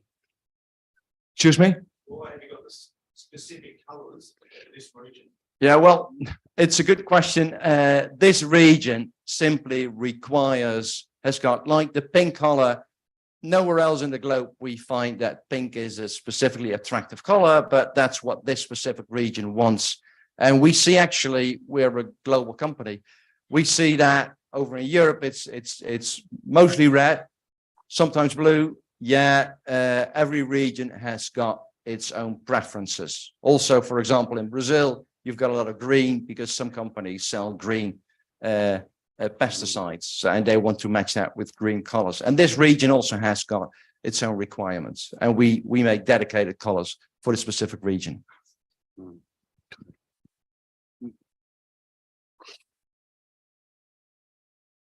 Please.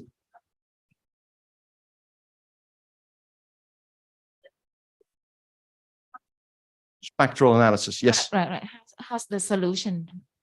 How does it apply? So currently, and it's something that's in development. Currently, there is a system where there is a broad wavelength spectrum that we're using to analyze individual seeds, and we're developing a sorting system behind that specific spectrum analyzer. And with software, once the software is trained, you need to train the software for specific seed types and specific parameters. Once that's done, you can do the sorting. But there's some work required before you can use the specific product analysis. So it will come with one special equipment with special range. Something like Correct. that. Right. Correct. Right. Got it. Please. Sorry. Thank you for the presentation. I have a question. Is there any study showing the effect of biofungicides versus synthetic fungicides, the impact of both? There are studies. There are quite a few number of studies. I think it's fair to say that generally spoken, always challenging, generally spoken, chemical fertilizers will be more consistent in their efficacy compared to biofertilizers. So biofertilizers do not seem to have quite the same stability compared to chemical fertilizers. So that could be a challenge for some of our customers. It's very simply, there is a demand from both consumers as well as regulators to reduce the amount of synthetic chemistry being applied onto seed. So it's a route that we're going, and it might be that we will need a combination of different biofertilizers. So a combination of, I don't know, don't throw in, it could be a bacillus or a trichoderma or whatever type of product in order to try and combat diseases as well as possible.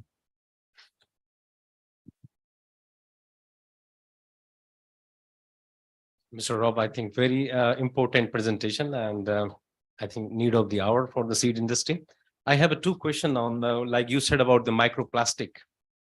So it's good that you have these not so-called polymer now, because polymer is having a microplastic. So whatever the film liquids you have for the microplastic free, if you want to use that, so I have to mix that with my fungicide or insecticide. They have the microplastic still. So how I can declare that my seed is free of the microplastic? Okay. Few remarks. Great question. First of all, it's not to be said, it's a complex topic. It's not to be said that all polymers are microplastics. So you can have polymers, as I indicated, if polymers are water soluble, they're not considered microplastics. If they are derived from a natural polymer, for example, starch-based, they are not considered microplastics. And if they are biodegradable by certain criteria, they're not microplastics. So it's not to be said that every polymer is a microplastic. Secondly, certain pesticides, so fungicides, insecticides, etc. Some of those may have microplastics. Yeah, they will also be tweaked. They will be changed into microplastic-free solutions. And also the big chemical companies are working quite hard to do that. Now, there are specific challenges for some pesticides which are encapsulated in order to safeguard workers, that they are encapsulated with currently microplastic containing ingredients. It will be more challenging for the industry to change that, but I would guess that's an exception. The majority of pesticides will also be microplastic free, and regardless, by 2033 in Europe, it's law. So everything will be. And the responses that we're getting in Europe, the next question you might ask, and I'll answer it without you asking it, is, okay, this is all good, but this is just Europe. Well, guess what? Europe indeed might be leading the way here, but we see globally, also within the US, also within Brazil, Latin America, but also within Asia, that there's quite a bit of interest to look at microplastic-free alternatives. And quite frankly, I must say, if you've got an alternative that's microplastic-free and that's more friendly to the environment, what would be the reason not to go into a microplastic-free alternative? And, you know, we can say, of course, hey, we're now at 2022, we're expecting issues at 2050. Guess what? Not my problem, right? Well, okay, but we may have kids and grandchildren, etc., and we'd like to hand over this planet in optimal condition to the next generation. So I think we've got a responsibility here as an industry. No, I think this is true. We have to be ready for that. Just one question, actually. Please. Time. So when we talk about the stress relief product, which you are going to launch in US or already launched in the US. So when you launch these products in this world, it will be blended with your coating liquid plus this one, or it will be a separate, and how the registration will work, especially for this part? Okay, good question. So as of now, this product is needs to be blended within a compatible film coat. And actually the way it works right now is we cannot blend it before. It needs to be blended on site. So you cannot blend it 3 months in advance. It needs to be done on site with a compatible film coat. Of course, we're developing compatible film coats, but it will be a standalone product and it might be used together with other film coats. But again, well, also like with the bio fungicides, you'll need to check compatibility. You might be better off with a film coat that's been proven to be compatible. And registration wise, of course, we will do the registrations as needed. And I know registration sometimes is a lengthy and cumbersome process. On the other hand, we think it adds credibility to your product once you've gone through the proper registration processes. Any other questions? If not, then I'd like to thank you for your attention.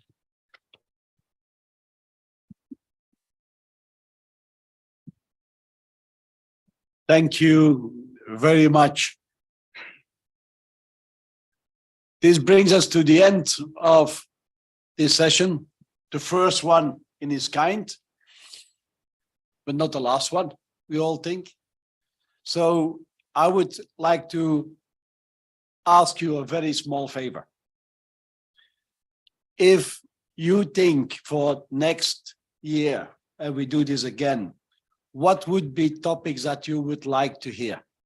Yeah, I cannot guarantee anything because it depends on people who want to come up and do things. Yeah, but we can try and see at that time how we can do this, because I do see a huge possibility here to bring those new technologies, those insights. And we got things from software up till practical coating and pelleting and treatments and so on.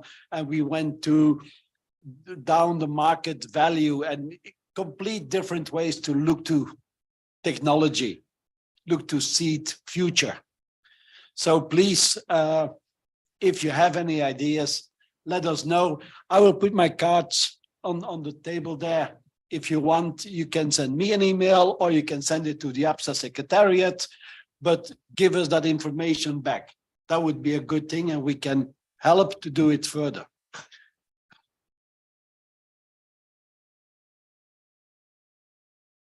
I am still thinking on because how to conclude this.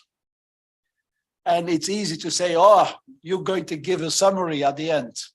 If I have to give a summary of all I heard, I will be another 3 hours to be here to talk, I guess.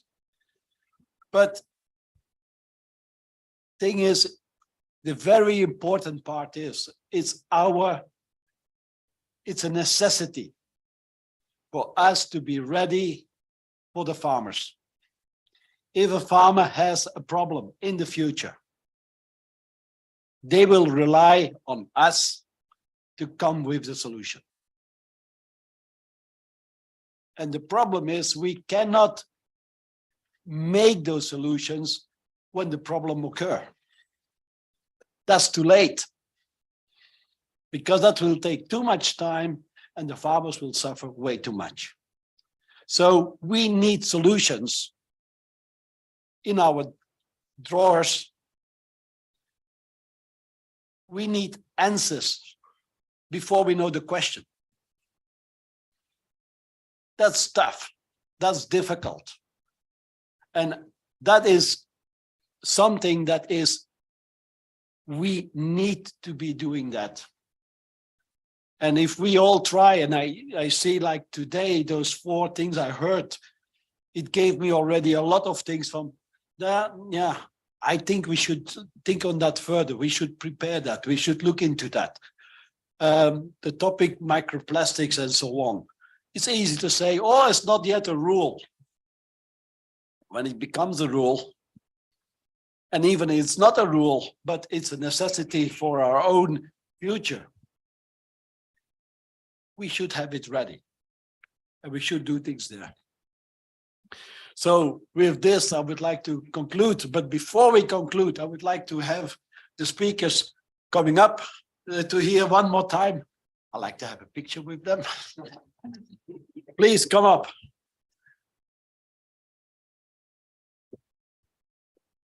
Is he going to good? Yeah. What are you doing here? Sorry, Now you want to be doing I missed it. That was because everything goes very smoothly. Yeah. And, I would like to, first of all, to give you all a small token of appreciation. You are 2 people, so you have 2 things. Okay. Thank you very much. Please. Oh, wow. Thank you. Yeah. Yeah. What a good teacher. Thank you.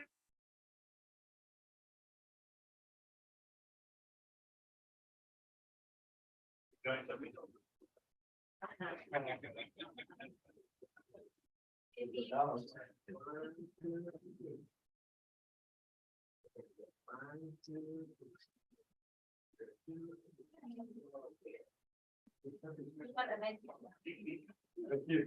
Thank you all very much. Thank you very much. continue doing the right stuff. Thank you all very much.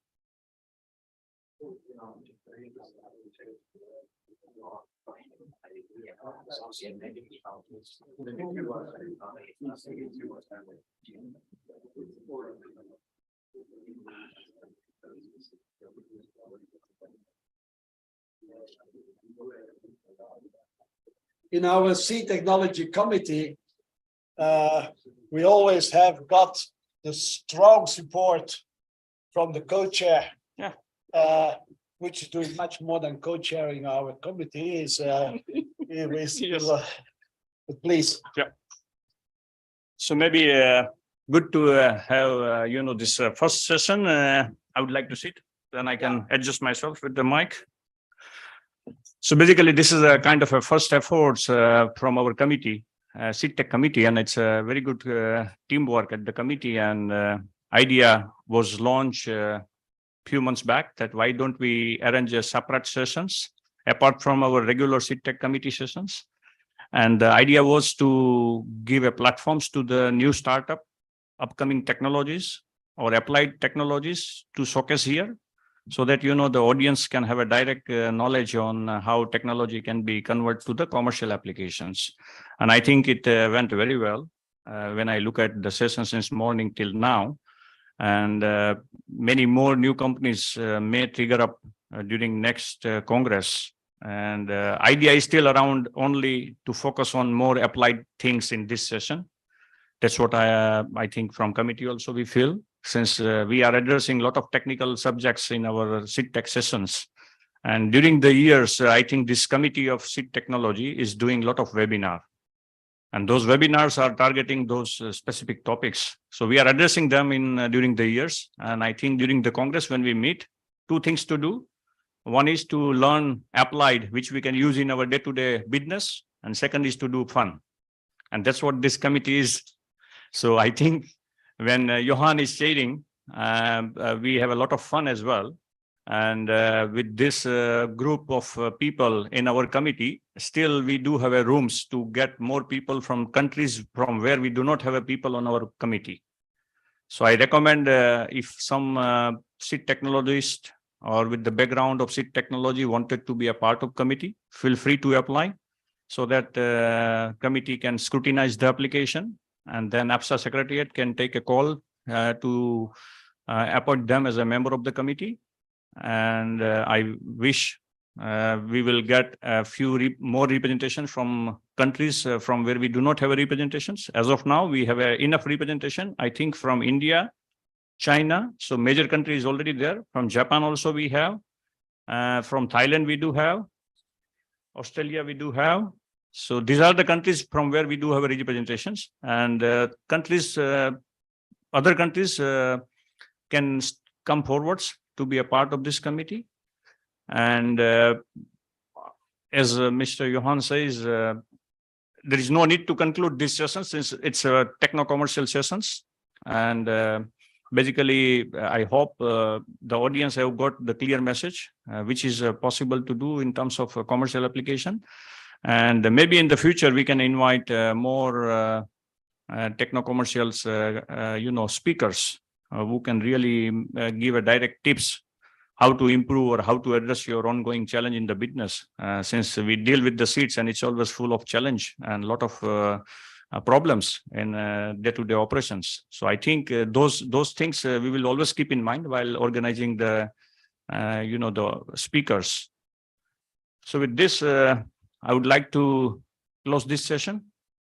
If anything, as a feedback, feel free to give to APSA Secretariat, and also the, the chairman has kept the business cards over there. So feel free to give your feedbacks so that next time we are more organized and we can deliver more fruitful results. Thank you.